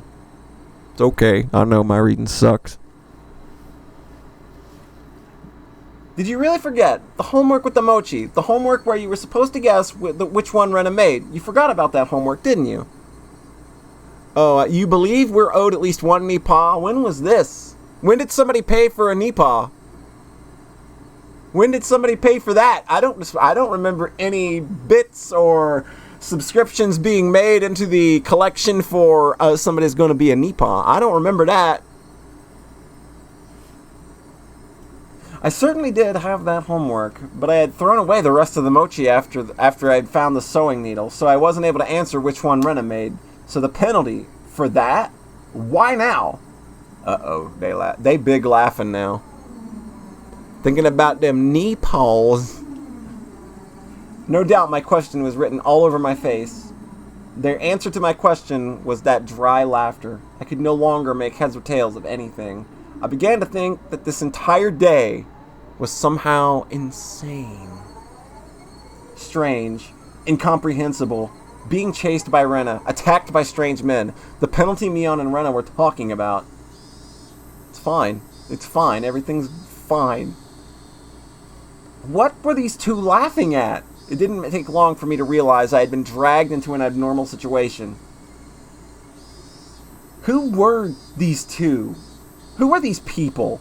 Who were these doppelgangers of Rena and Mion? Rena had gotten behind me at some point. Why was she pinning my arms behind my back? What are you doing? Don't move. This is your penalty. Yo, we're getting penalties, dude. Restrain play, is that the penalty? My body was already very sluggish, and Rena pinning my arms made it much harder to move. I seriously tried to struggle, but she wouldn't even budge. My panic began to well up, and I realized that I was well beyond the realm of jokes and pleasantries. This freakishly monstrous strength, it would have been impossible for the Rena that I knew. Then these thin, frail arms grasping me firmly. Whose arms were they? Kei-chan, no struggling. Club rule number... it doesn't matter which one. You can't fight against the penalty. Mion, no, the thing that looked like Mion, spoke to me like how Mion would speak to me, but I was certain that this was not Mion. Someone who wasn't Mion, someone who was just pretending to be Mion. Need to finish this up before the director comes. You're okay with this? I'm fine with this too. It's probably fine. Mion fished into her pockets and pulled out something bizarre. I couldn't tell what it was just by looking, but for such a thing to be in her pocket, my mind wouldn't accept it. I could tell what it was. What is that? It was a small syringe. It was a small, clear syringe, the kind a doctor might use if you went to them with a high fever. Rena held me even tighter, and I could hear the clattering laughter that no longer sounded like laughter blaring into my ear. That eerie laughter. It wasn't something that the Rena I knew could ever produce from her own throat. This thing that was pretending to be Rena, was this her real laugh? Unable to defend myself, the syringe Mion was holding drew closer, and the needle tip was waved in front of my face countless times. Don't worry. It won't hurt. What are you planning on doing? What kind of sick joke is this? What are you saying, Kei-chan? You know exactly what's going on, don't you? About what? I don't understand what any of this is at all. I know you do. I know you know. No use playing the fool this late in the game. Stop talking nonsense to try and confuse me. You're going to have done to you what happened to Tomitake-san. Uh-oh. You are going to have done to you what happened to Tomitake-san. What happened to Tomitake-san, everybody? I would like everyone in class to answer the question of what happened to Tomitake-san. It would be interesting to know what kind of answers I received from what happened to Tomitake-san. He transferred. Okay, that's a guess.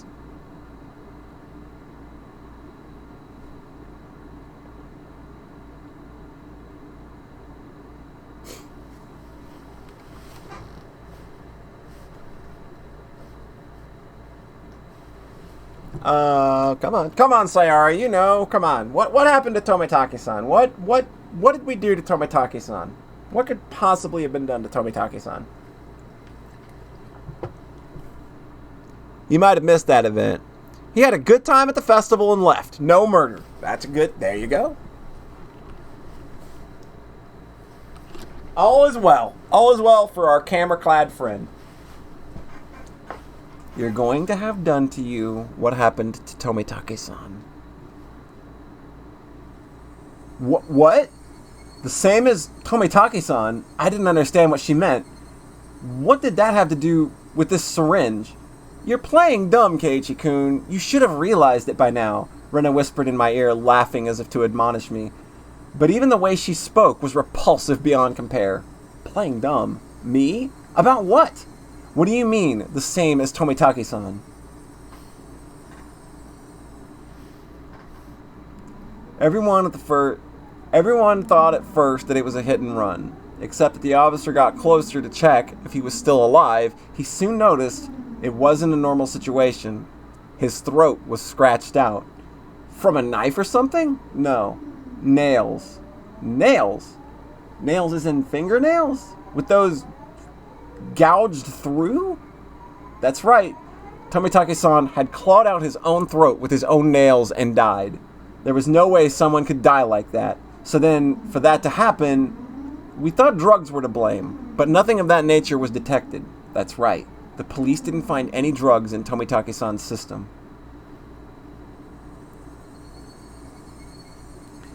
The police told me they didn't find any drugs in Tomitake-san's body. Gweg, gweg, gweg, gweg, gweg. Gweg, gweg, gweg, gweg, gweg, gweg, gweg, gweg, gweg, gweg, gweg. That's kind of a Pac-Man sound, I think.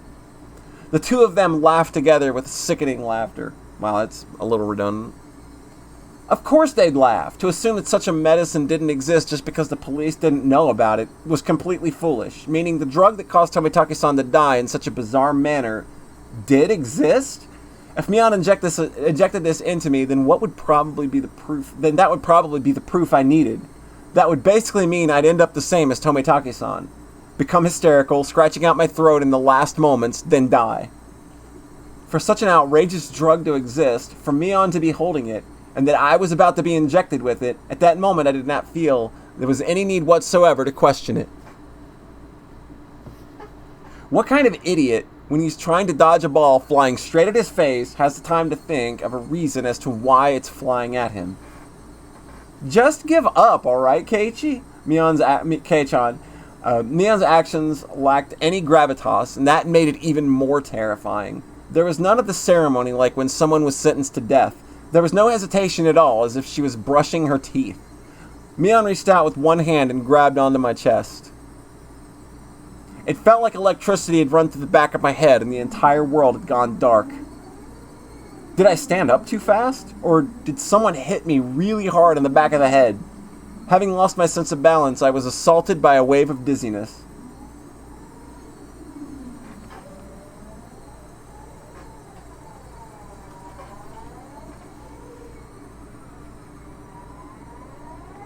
It's probably fine. There we go. Higurashi, when they cry. GG, everybody. We did it.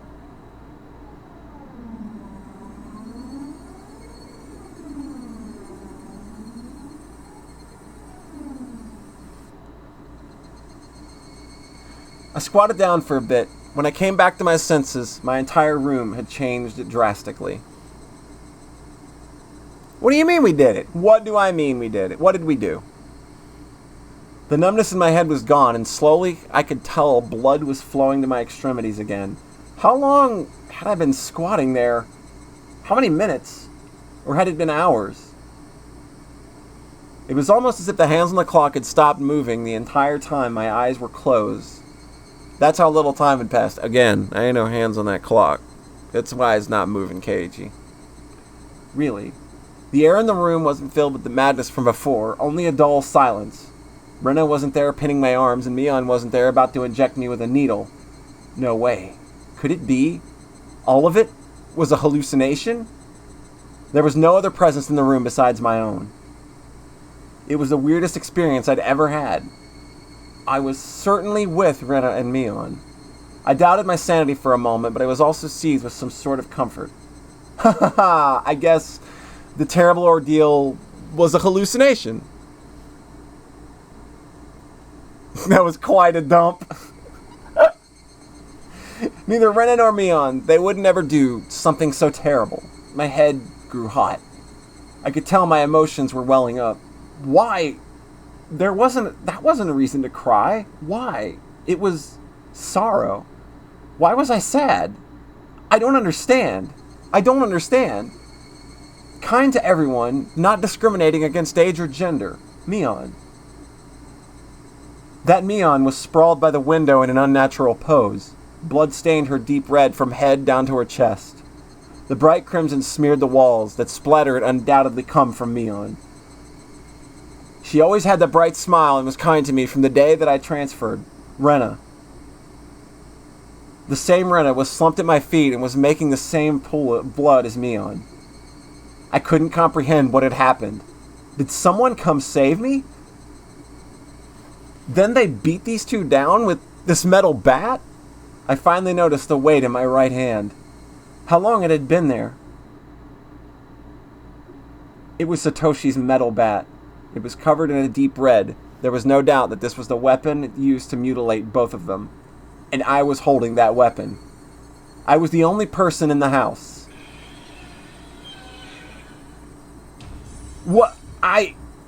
Looking at this objectively, I couldn't think of anyone other than myself who could have done it. I did this? That's right, Keiichi Maebara. Of course I did it. I told myself gently, as if coaxing myself. Hey, me. There's no reason for you to remember it, nor is there a need to regret it. Eat or be eaten. You get that, don't you? But the blood, there's so much. Neither Rena nor Mion had moved an inch. It wasn't just a split of the forehead or a trickle of blood, nothing that simple. The entire room was splattered with red, and it told me that it didn't end with just 2 or 3 strikes. Are they dead? Both of them? The depths of my mind were calm, but on the surface I was panicking and agitated. Calm down, Keiichi Maebara. What happened to your usual calm self? Come on now. Do like you always do. Throw your head back and take a deep breath. Come on. Once, twice. Breathe deeply. Calm down. Calm down. I chanted that over and over in my head and relaxed.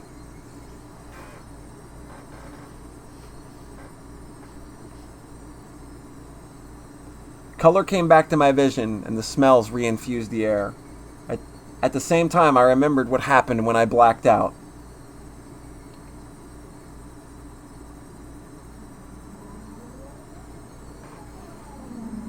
I'm gonna go ahead and give a warning. I don't know what they're going to show, but it will probably be violent, and there will likely be a very violent description. So if that kind of thing isn't for you, you can, you're more than welcome to leave if you need to. It's been pretty mild so far, though, so I don't know. But I've not read this new script in its entirety, so I'm not sure. Rena and Mion had attacked me. They were about to inject me with whatever caused the same symptoms as Tomitake-san. But right before that happened, I fought back. I twisted my whole body and threw Rena as she was pinning my arms. Then I followed through with my spin and rammed my foot as hard as I could into Mion's torso. It was soft. Rena tried jumping on me, so I tackled her as hard as I could and slammed her against the wall. I didn't let that brief moment of having them off balance slip by. Satoshi's bat was left carelessly by the side of my desk. Weep. That is not a murder sound, people. Weep. That's not an innocent murder sound.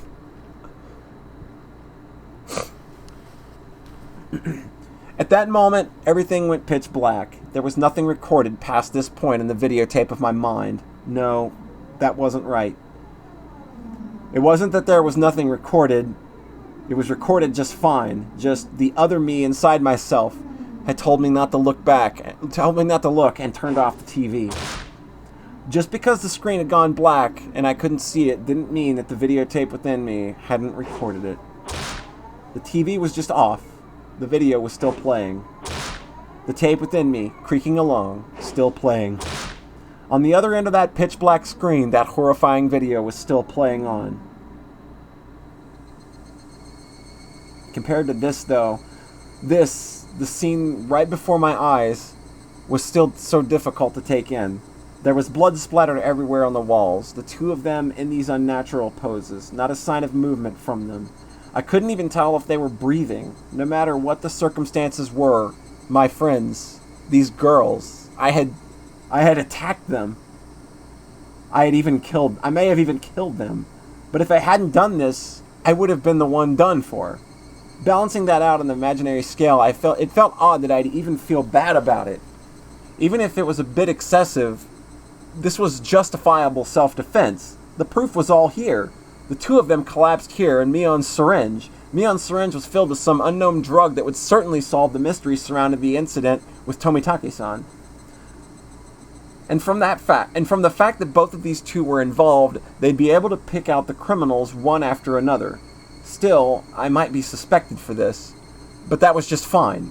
Anyway, now this should be a police affair. This wouldn't fade into the darkness like Rena's past incidents. As long as the police were involved, that would bring this case to a close. They'll probably revisit their investigation on the chain of incidents. Oishi-san would definitely get to the bottom of it. Well, all these clean clothes. Meaning my wish of not wanting to die, of wanting to know the truth, that would be fulfilled in this basic form.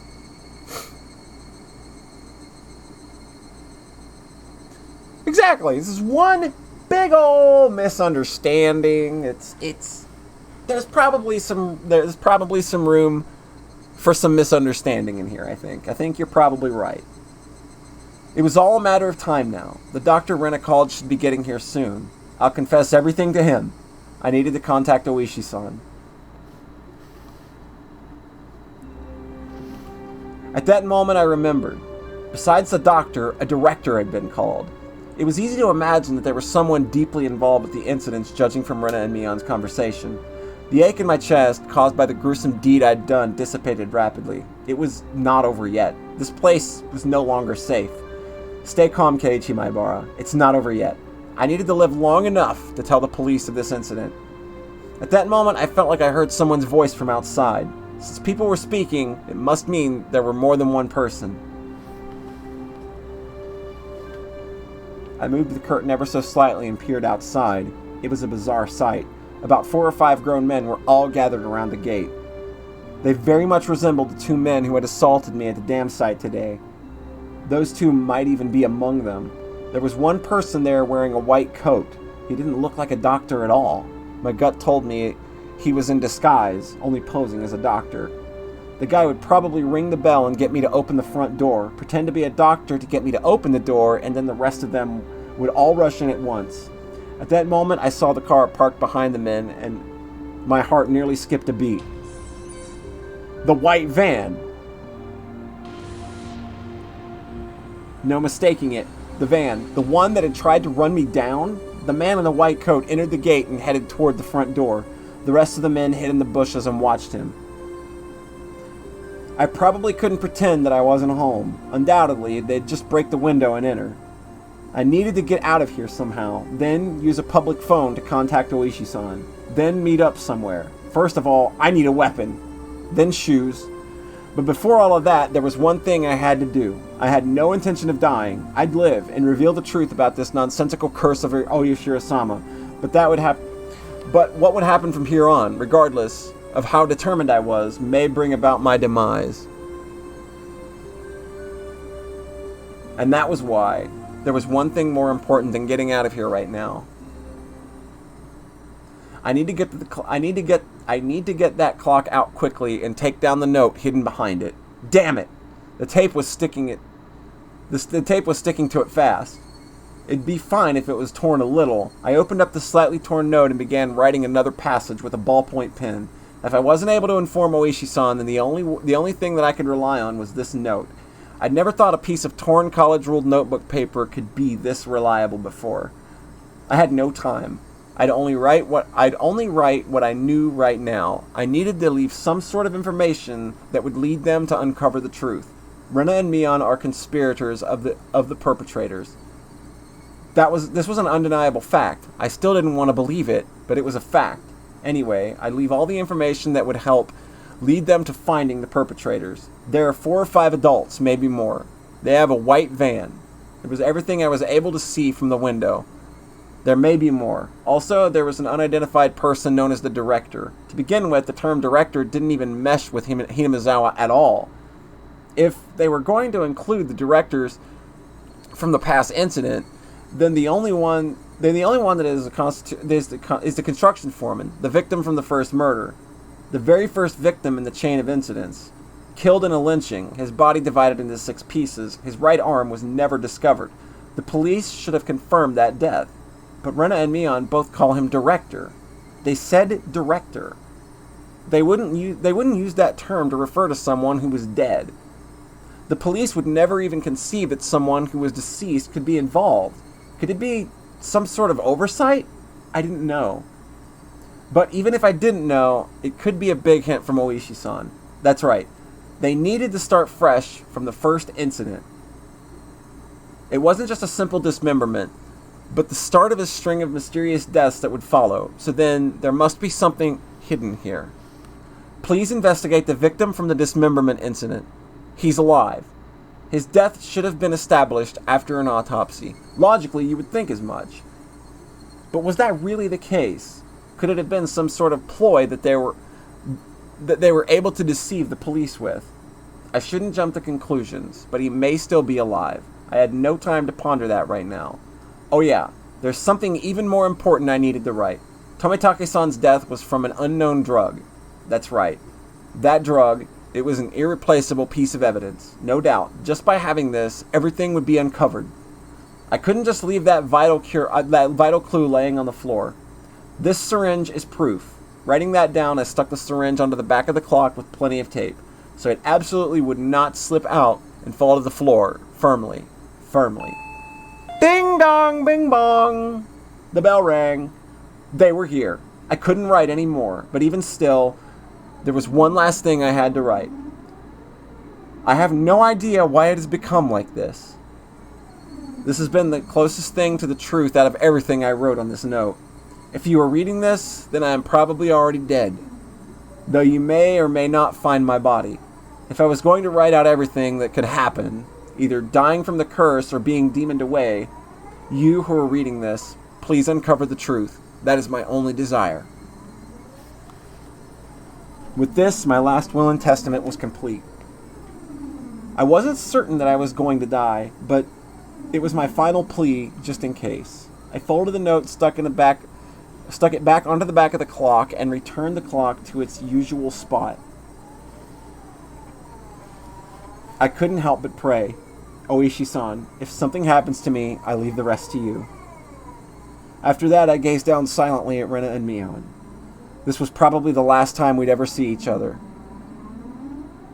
Rena, Mion, I really had thought all of us were friends.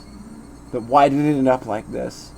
I never had any fun in my previous school. I only worried about standardized test scores, about if the school I had hoped to get into where I really wanted to go, or a safety net. That was all I talked about. It was a dull life. The people I called friends were also my rivals in studying, in competitions, in personal records, and standardized test scores.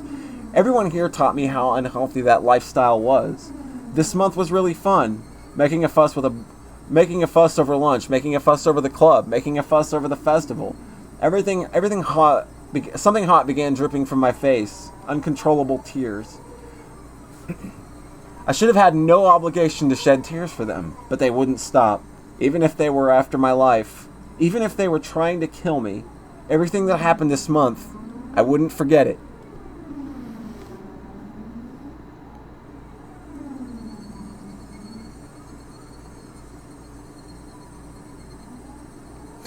Probably best not looking for ominous clues if you become like this. Gotcha. Or could it be those happy days were all a facade as well? Was it all a trap meticulously orchestrated up until today to ensnare me? Could it have been that I had just arbitrarily assumed that they were my friends? That couldn't have been the case. Both Rena and Mion, they really were my friends. Those happy days, there was nothing fake or unclear about them. Someone probably forced them to try and kill me. Or their minds were taken over, possessed by the supernatural entity known as the Oyashiro-sama. Regardless, both Rena and Mion, they were the best friends ever. And then they were coming after me. It wasn't of their own volition, but they weren't the kind of people to sell off their friends. So no matter what means were employed to force them.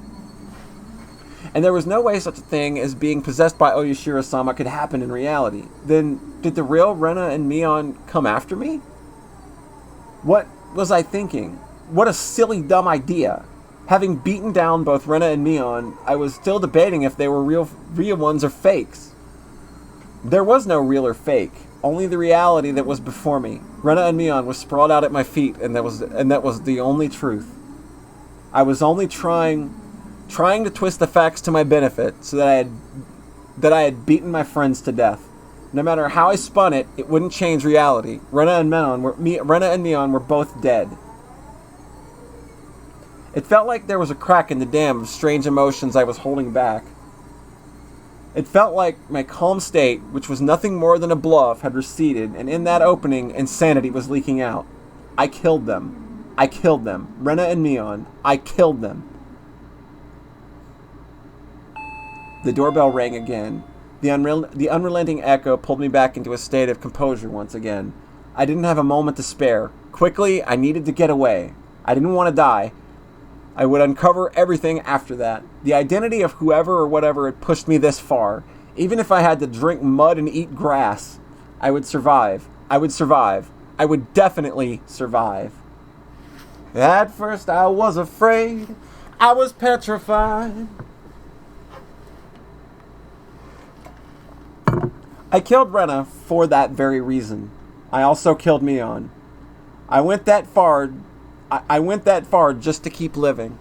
So I can't die. For my sake and for the sake of the late Rena and Mion, I had to survive. I ran towards the door and grabbed my shoes. The doorbell rang again as if to urge me on. Behind this single solitary door, they were there. Keeping quiet, I headed towards the kitchen. Headed towards the back door. Before opening the back door, I put my ear to it and checked for people outside. No one? After I put on my shoes, I opened the door slowly so as to not make a sound. There he is, the back door! A piercing voice echoed out. That voice stabbed through me, setting my hair on end. I had to run. Get out of here, Kiichi. One after another, I felt stuff like rationale and intelligence, those things you use when you have time to spare, spill out of me. I didn't feel any pain from the branches scratching my arms and forehead. My autonomously pulsing heart felt neither fatigue or pain. My entire being just wished to live. There was nothing else it desired. It probably had no complaints whatsoever, so of course I wouldn't feel fatigue. I just ran, just recklessly rushing to the direction I was already heading. Even if nobody was chasing after me, I'd still be running like this. There wasn't a thought in my mind about where I was headed. Turning around felt like I felt a presence right next to me. The presence was, without a doubt, chasing me like my shadow. If I took even one misstep, I would be devoured.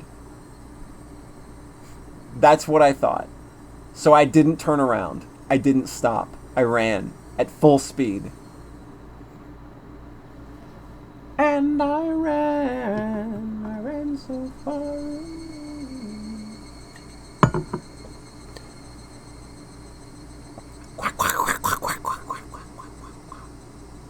That was the chirping of the Higurashi telling me it was evening, trying to tell me something, and then I finally heard it, the wailing cry of the victims who didn't make it. Would I be joining them?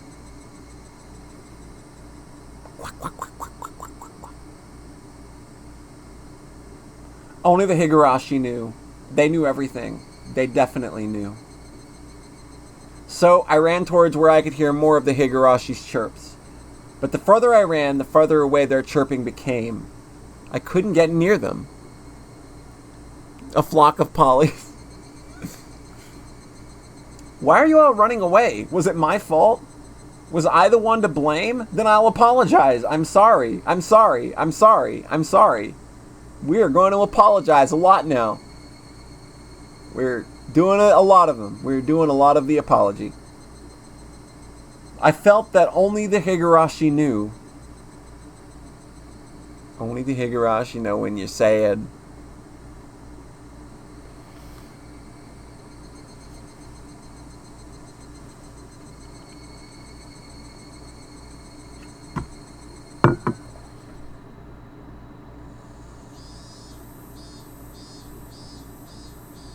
Alright, we are going to take another 5-minute break, get up, do some stretching.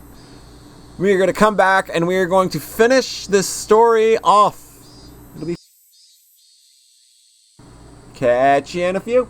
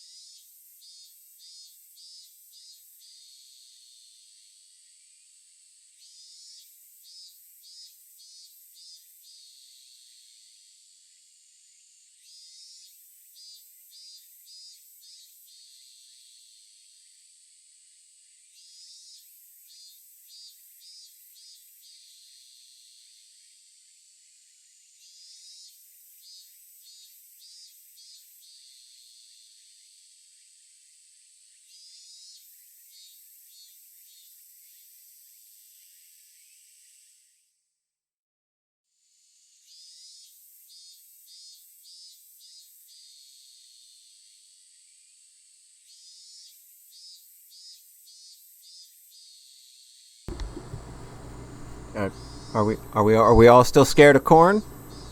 I can take corn away. I can make the corn go away.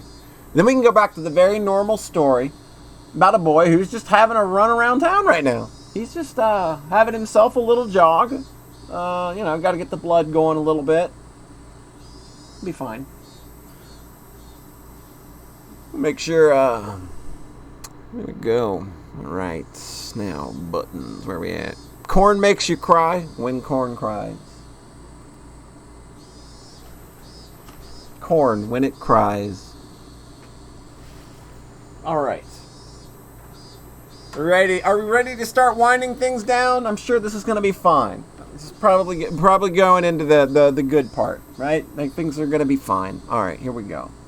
The smoking room was filled with a cloud of cigarette smoke. The expensive smoke filter gave off a crackling electric noise, but it didn't seem like it was doing anything at all. Why do smokers have to be shoved so far down this corridor where the sun didn't even reach? I recalled hearing that the tax revenue from tobacco was about a tenth of the municipality's revenue. We were the most heavily taxed members of this municipality, so I really wish they'd show us a little more respect.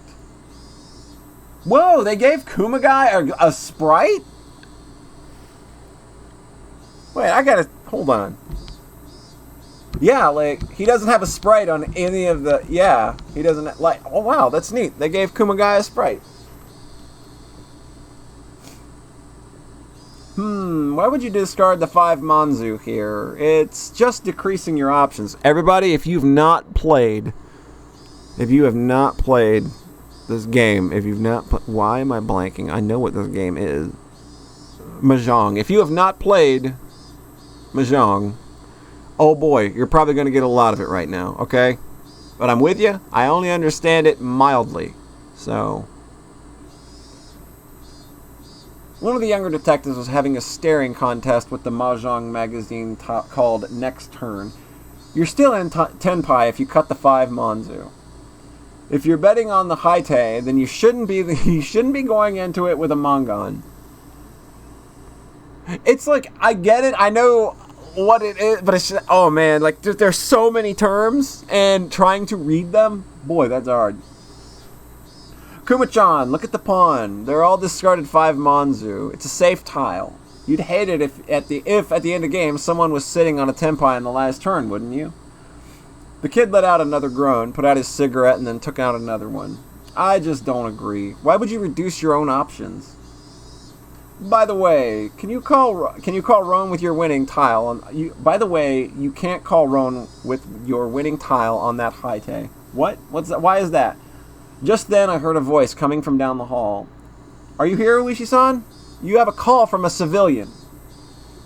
Whoa, ain't that something? Well, see you soon. Yeah, we got a phone call. Why can't you call Roan on it? Hold on for a second. Oishi-san. The man sitting at the desk Oishi-san was heading towards waved at the telephone receiver. Outside line. From a payphone. Oh, why, thank you. Sorry to keep you waiting. This is Oishi. Who is it? Oishi-san. Hello. If it isn't Maibara-san, why, good evening. Things sound extra chipper for you tonight. The tone of Maibara-kun's voice, I could already tell he was in a predicament. This was the first time Maibara-kun had phoned me, and he was calling from a payphone. Please, calm down. Did something happen? His voice was erratic over the line, and he completely lost his sense of composure. After checking that nobody else could hear, I prompted him in a hushed tone. What happened? Calm down, Maibara-san. I can have a local officer's head to your location. I'll be there soon, too. I think that's impossible. His voice was quivering and hoarse. He wasn't surrounded by people even as he was making the call, was he? Maibara-san, you're calling from a payphone right now, right? Where is that payphone? There was no other sound beside Maibara-kun's voice. It had to be a phone booth. I scratched out a note and thrust it into my colleague sitting across from me. Hinamizawa, phone booth. He understood quickly and hastily started the internal lines. Calm down, Maibara-san. What is your current situation? It was best practice avoid flustering someone panicking. But this was an urgent case. Maebara-kun didn't just get in trouble, get away, and then call me. He was in the midst of something dangerous right now. But yelling at Maebara-kun right now would just needlessly cause him to be even more frantic. Maebara-kun wasn't just calling to seek help. He was trying to tell us something more than that. And whatever it was, if I didn't get it from this call, I was certain there would never be another chance. My colleague pushed a note in front of me. There's only one booth in Hinamizawa. A patrol car is on the way. 5 minutes. That's too long. How many officers are there? How many officers are there? 2. Not enough. If it was as I imagined, there was likely quite a few people surrounding Maebara-kun. 5 minutes was too long. Did you call the officer stationed in Hinamizawa? He's scheduled to be on patrol. He's currently out, and it'll be impossible to contact him. God damn! Kuma-chan, bring the car around. Understood.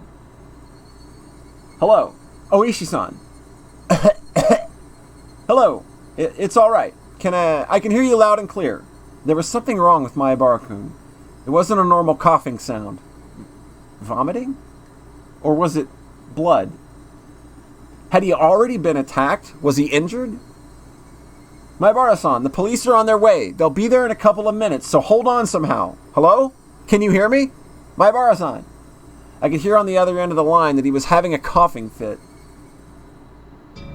The worst possible situation popped into my head. Maebara-san, who is the culprit? How many are there? I thought at first the culprit was human. I couldn't tell if it was a cough or vomiting. Are you alright, Maebara-san? I thought that the culprit was a person, not Oyashiro-sama's curse. Up until right now, but I guess in the end, it was an intense bout of coughing, then vomiting. But I guess Oyashiro-sama does exist. No, he's here. Maebara-san, please, just calm down. I've been thinking it was strange for a while now. It's been following me this whole time. I run and run and run and run, but it just sticks to me like my shadow. But slowly, so slowly, it's digging itself into my back. Maebara-san, are they, right now, perhaps, right behind you? Behind me. Right behind me. Please, Maebara-san, I can tell you're scared, but please, who is it that's right behind you? I can't just look behind me. If I do, I understand that you're scared, but please tell me. You just need to turn around a bit. Who is it? Who is behind you, Maebara-san? Right after I said that, I could hear him vomiting intensely. What followed was a nightmarish sound. Maebara-san, it couldn't be that you're clawing out your own throat. There was no answer, but I could hear something like scratching. There was a bang, as if something was being hit. Maebara-kun was probably dropped the receiver. I could hear groaning and vomiting over the other end, and a repeating abnormal noise. Hello! Hello! Maebara-san! Hello! I knew how far away my voice would sound on the other end, but I couldn't help but shout. At that moment, I heard whispering coming from the other end. I couldn't tell what he was saying. From the way he was saying it, was he talking to himself? Or was someone there? Hello! Maebara-san! Rather than whispering, it was some kind of mantra he was chanting over and over. I focused my senses, trying to pick up what he was saying. What was he repeating? What exactly... Beep. Suddenly the line went dead. Did he use up his time? It was because it was a payphone.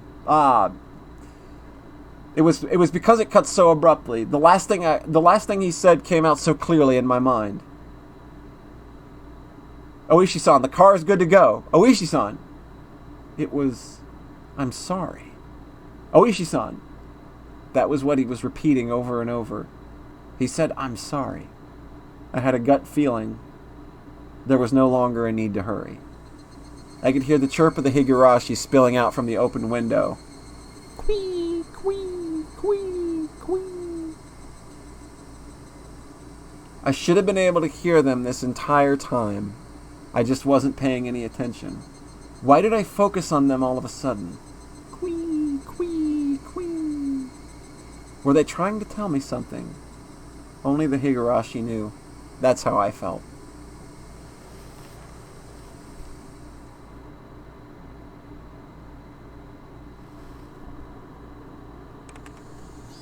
June 1983. In Hinamizawa, a remote village near Shishibone City, there was a murder involving 2 female students. The suspect is Keiichi Maebara, aged, I think he's like 15. The suspect called over his 2 female classmates, Rena Ryugu, Miyunsa Nozaki, to his house and beat them to death with a metal bat. The scene of the crime was the suspect's room on the 2nd floor of the house. The inside of the room was covered with a significant quantity of splattered blood, and there were signs of a struggle with the victims. In addition to the scene of the crime, the entryway, living room, and kitchen all had traces of a struggle. At the entryway, the shoe rack in the wall had evidence that was being impacted by a strong blunt force. It is believed to have been the same bat as the murder weapon. Having no traces of blood, it is believed that the destruction occurred before the murders. There was a possibility that the suspect overpowered his victims to keep them from fleeing. In the living room, the rug had been pulled back and thrown aside. It was hard to believe that this had a connection to the struggle with the victims, and thus the reason for this remains unknown. In the kitchen, the garbage bag was torn apart and its contents were spread out on the floor. Garbage was strewn about in the surrounding area, and handprints were believed to belong to the suspect were discovered. It is believed that the suspect had for some reason taken out the garbage and struck it with his fists. The reason for this remains unknown. In addition, there was a note stuck to the fridge. The words, "There was a needle," were written on it. The meaning behind this remains unclear. Just in case, the garbage was searched, but a needle was not discovered. Though the garage door was functional, it had been left open ever since the suspect moved in. The garage door was found closed. The suspect's fingerprints were discovered on the garage door. The reason behind this remains unknown. The suspect fled the scene of the crime. However, a patrolling officer, Hinamizawa Local PD, found the suspect collapsed inside a phone booth. At the time of discovery, the suspect was unconscious in critical condition. He was rushed to the hospital for treatment, but did not regain consciousness and died 24 hours later. The results of the autopsy indicate the immediate cause of death to have been hypovolemic shock. It was determined that the suspect had clawed at his own throat with his fingernails, and the resulting bleeding caused his death. With the similarity to the death of Tomitaki-san in the prior week, the police believe there to be a connection and have opened an investigation. However, due to the wishes of the local authorities, it will be a confidential investigation. Due to the abnormal nature of the death, it was suspected that drugs were involved, but as with Tomitaki-san, no traces were discovered. What prompted all this remains inexplicable. As such, this case is being treated as an act committed on impulse. However, with several accounts of the suspect's bizarre behavior leading up to the incident, it is possible that this was premeditated. Separated from his group of friends, isolation, inexplicable behavior. Several days before the incident, the suspect began carrying around a metal bat. The suspect was observed displaying aggressive behavior as well as talking to himself at school. His classmates have actually heard portions of what he was saying. 2 days before the incident, the suspect declared to his parents the possibility of his death. Due to these circumstances, the police have begun an investigation on the possibility that the crime was not committed on impulse, but was instead planned several days in advance. Afterwards, a note was found in the suspect's room that he had written himself. The note was written on 2 sheets of B5 college-ruled notebook that had been torn in half. As if trying to conceal it, it was stuck hidden behind the clock on the wall. The contents are written in the appendix. The police believe it to strongly be related to the incident. The police changed their line of investigation based on the possibility that the suspect was involved in some sort of incident himself. However, no further clues were found, casting doubt on the credibility of the note. Was the crime impulsive or premeditated? With the situation unclear and no further developments, the case has been labeled unresolved. However, the following year, suspicion arose regarding the nature of the note. The note was not written in 2 halves of B5 paper from 2 separate sheets. but was originally a single sheet of B5 paper. In order to erase several lines from the middle, someone had torn them out. Judging from the size of the letters, the missing section is estimated to be 2 to 3 lines. It is highly probable that the person who eliminated the lines in question is the suspect. In addition, judging from the traces of large quantities of cellophane tape being stuck to the back of the clock, speculation that something other than the note was stuck there had arisen. The person who first discovered the crime was a detective rumored to have been in connection with the incident, Kurado Oishi. He underwent voluntary questioning, but denies involvement in any damages to the note. The suspect's note. I, Keiichi Maebara, am in fear for my life. I do not know why they are after my life. The only thing I do know is that it has to do with Oyashiro-sama's curse. Rena and Mion are conspirators of the perpetrators. There are 4 or 5 adults, maybe more. They have a white van. This is all the first sheet. The section below this was ripped out. This is from the second sheet. The section above has been ripped out. I have no idea why it has become like this. If you are reading this, then I am probably already dead, though you may or may not find my body. You who are reading this, please uncover the truth. That is my only desire. Keiichi Maebara.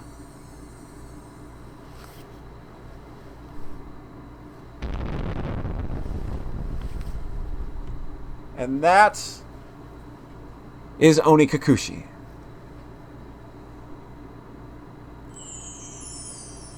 A new scenario has been unlocked. All cast review session is available. To play it, select extra, and then pick the all cast review session. So we get a bit of an omake section. But yeah, that is the conclusion of the Onikakushi arc. So something happened. There's some shit that doesn't add up here. And it's going to be a little bit before we find out what doesn't add up and why. So, given that I'm dropping frames again, I'm going to wait a couple seconds before we dive into extras. And I'll wait for confirmation that we're not dropping frames anymore before we get back. And then we're going to jump into extra and have a look at our little omake section. And then that will probably close us out for the night. So if everyone is still with us, we're going to go ahead, jump into that extra menu. Yes, all of these are related. You'll see how this game, you'll see what this story structure is doing when we start up the next one. There's something going on here. I'm not going to spoil what's going on if you don't already know the story, but I'll just say that there's a gimmick, and we'll find that out next time. So, let's head into extra. And let's check out the all-cast review session. This is going to be a fun little scene to close out with to help maybe shake that feeling of things aren't quite right now. Check it out, Ren is back! Thank you for buying Higurashi When They Cry Onikakushi, a novel by 07th Expansion. How was it? If you enjoyed it, even a little bit, it would make me happy. Even a little bit is stretching it. That incredibly dark ending made me angry, you know? Made us angry. She's angry too. This Onikakushi chapter is the first story that readers challenging the mystery of the entire series get to experience, so it's actually supposed to be somewhat of a prologue. How could the prologue have such an incredibly dark ending? Yeah, but doesn't that happen sometimes? The player digging through the story in order to avoid a bad ending is the point of these types of games after all. It's still just the first chapter. I'm looking forward to the next one. What happens in the next chapter? Rena, do you know? Yep, they said the next chapter will introduce another aspect of the story. That's a strange way of putting it. What does that mean? In this chapter, they introduced a string of mysterious deaths that were happening within Hinamizawa recently, right? The next chapter will introduce some of the history of Hinamizawa. With one strange event happening after another, I got totally lost. What exactly is Oyashiro-sama's curse about? Actually, what is Oyashiro-sama to begin with? They don't even explain it much. I haven't heard much about it, but I have kind of a bad feeling about it. It feels like it'll be another one of those scary stories where somebody gets cursed again. Tough luck for Kei-chan. What kind of curse is he going to get in this time? However, I am looking forward to see what kind of story it's going to be. Oh. Sorry for being late. Who invited the fucking cop? Who invites cops to a party? What a buzzkill. It's all ruined now. Fat cop came to ruin everything. Sorry for being late. My bad, my bad. Hey, everybody. Good work today. Same to you, huh? Where's Kei-chan? Keiichi-kun is already reading the script for the next chapter. It must be hard being the main character who didn't have a sprite drawn at this point in production. Huh? That's too bad. He could at least have poked in to say hello. It's probably because he doesn't have any character arts. Okay. She just says it. Fantastic. It's probably because he doesn't have any character art, so he couldn't poke his head in even if he wanted to. Rika-san, is that what we refer to as a personal problem? In any case, the story really was a lot of trouble, especially for Keiichi-kun and Ren-chan. Trouble? It was the mother of all bad ends. I wonder, what was the identity of the thing that attacked Keiichi-kun? My theory is that it was the work of people that made it look like a curse. But Keiichi made that mysterious phone call at his demise. Yeah, I also thought that call was strange. At that point, Kei-chan should have been certain that the culprits were people. That really was a strange phone call. It almost sounded like he was being chased by a ghost or something. Just from the phone call, it really makes me think that it was the work of a curse after all. Since we're all here, why don't we share our theories? Let's start with Sonozaki-san. I absolutely believe it was people.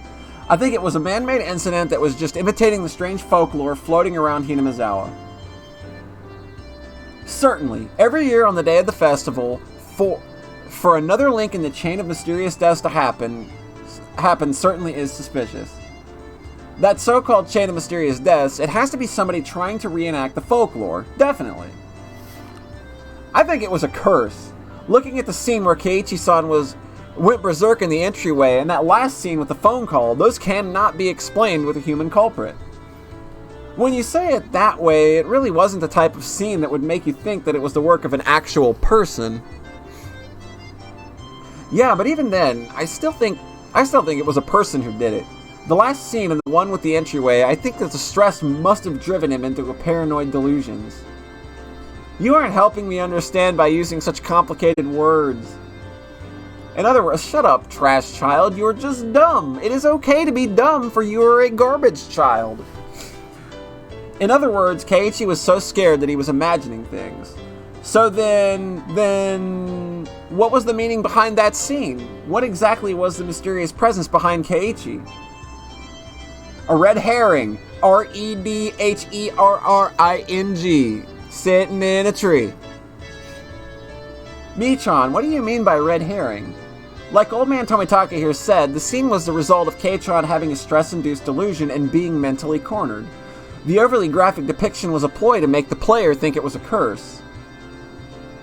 That's why it was a red herring. The summary to put it all together, put it in your simple mind is so sharp. When you say it like that, well, it just means that there's a possibility. In that case, the theory that Oishi-san proposed during the story that it was a conspiracy by the villagers was correct? What does the man himself have to say about that? Me?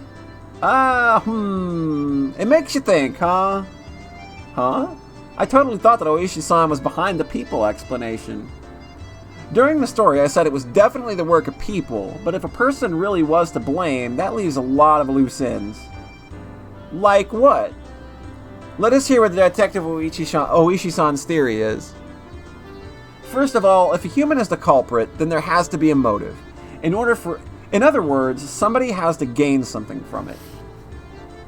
So what you mean is, if it's the work of people, there would have to be something gained from causing the chain of mysterious deaths.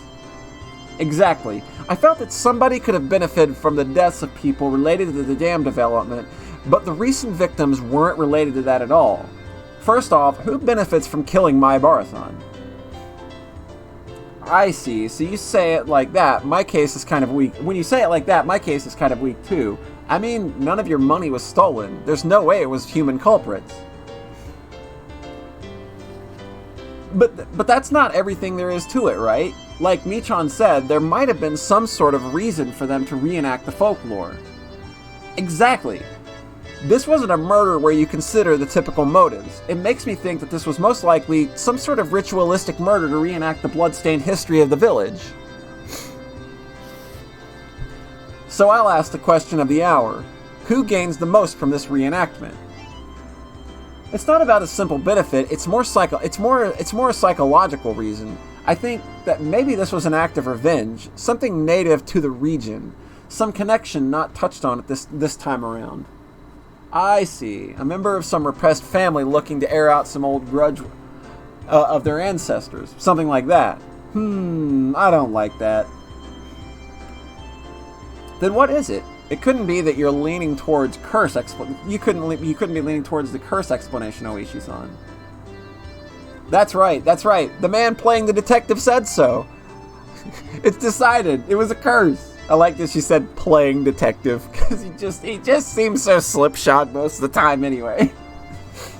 If, as Mahabara-san said during the story, it was a case of Oyashiro-sama possessed Ryugu-san and Sonozaki-san and committed these acts, that would fit the evidence the most, as much as I hate to say it. Actually, I'm of the same opinion as Oishi-san. I can't come up with any other explanation for the normally kind Rena and Michan to suddenly start acting strange like that. About that, it may sound strange coming from the person herself, but I think that Mion, did it. I don't get what Mi is saying. I'd like an explanation. Oh, sorry. In other words, I think this may end up being a really cruel story. Huh, wait, Michan, you don't mean... Taking the human culprit theory to its logical conclusion, that's how it would seem. I also have my suspicions. In other words, Ryugu-san and Sonozaki-san actually had those personalities to begin with, and they were merely deceiving Mahabara-san. Am I right? I don't like that at all! Wah! This is all the curse's fault! Rena-san and Neon-san and everybody else are all kind, nice people.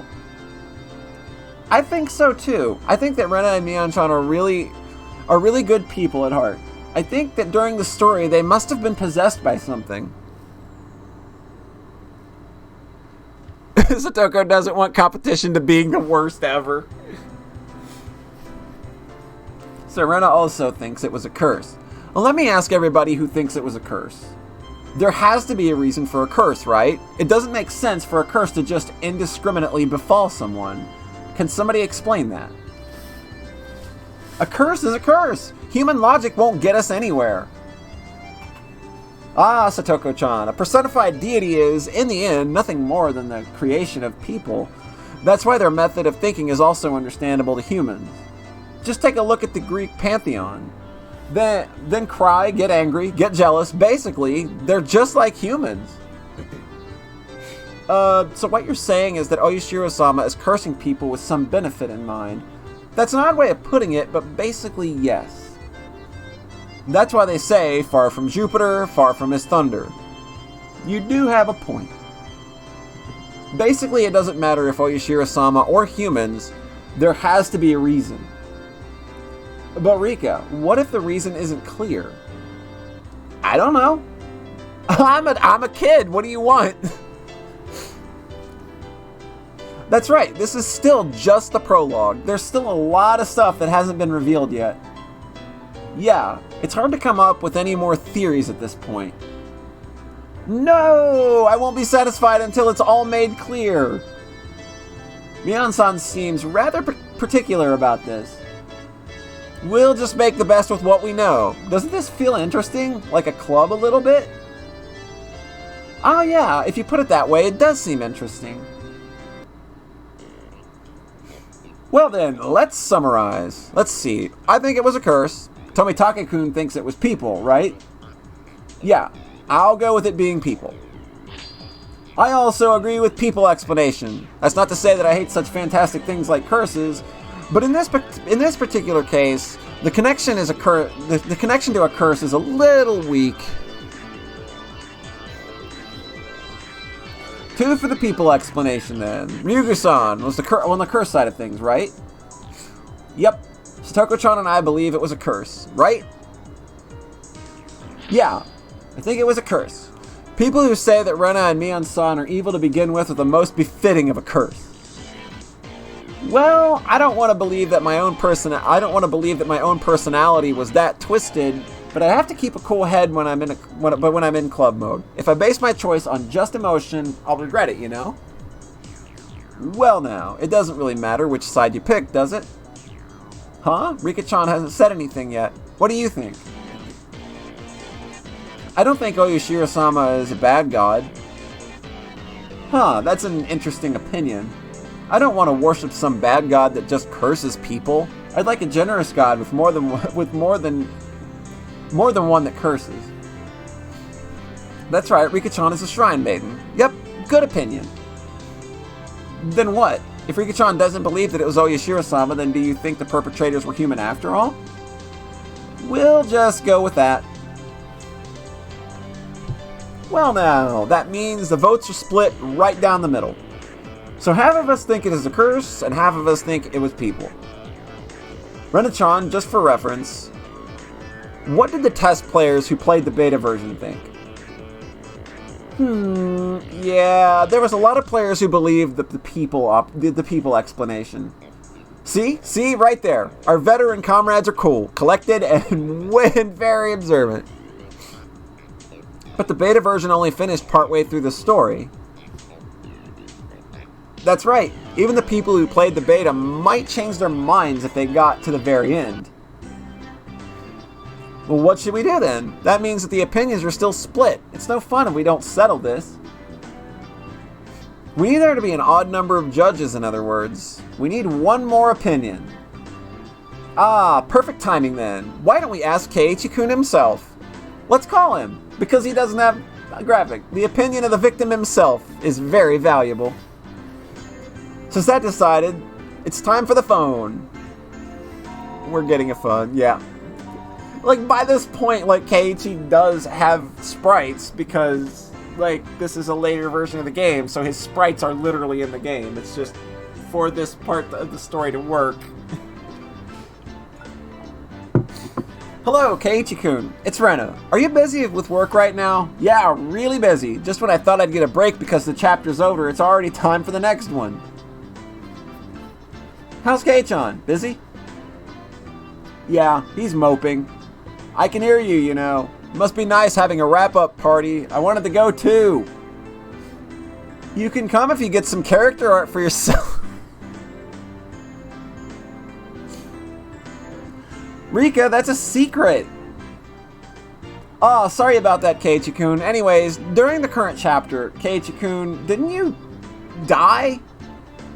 We were just talking about who the culprit might be. Basically, we're deadlocked on whether it's people or Oyashiro-sama's curse that killed you. I'm really sorry, even though you're busy reviewing the script. Keiichi-kun, which do you think it was? It's obvious, isn't it? Which? It's both of them!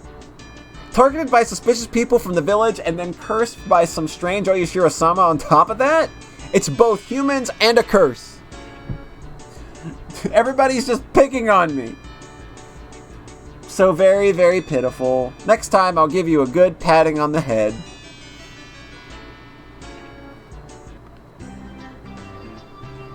In the end, the opinion's still split, huh? I'll think this over again. We might have missed something. You side with this simp?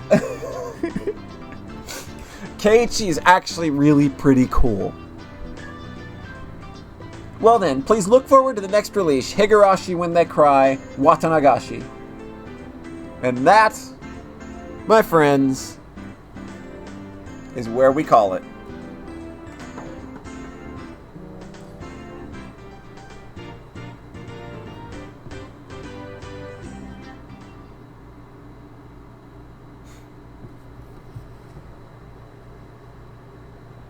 Yep, that is it. That is the chapter jump is complete.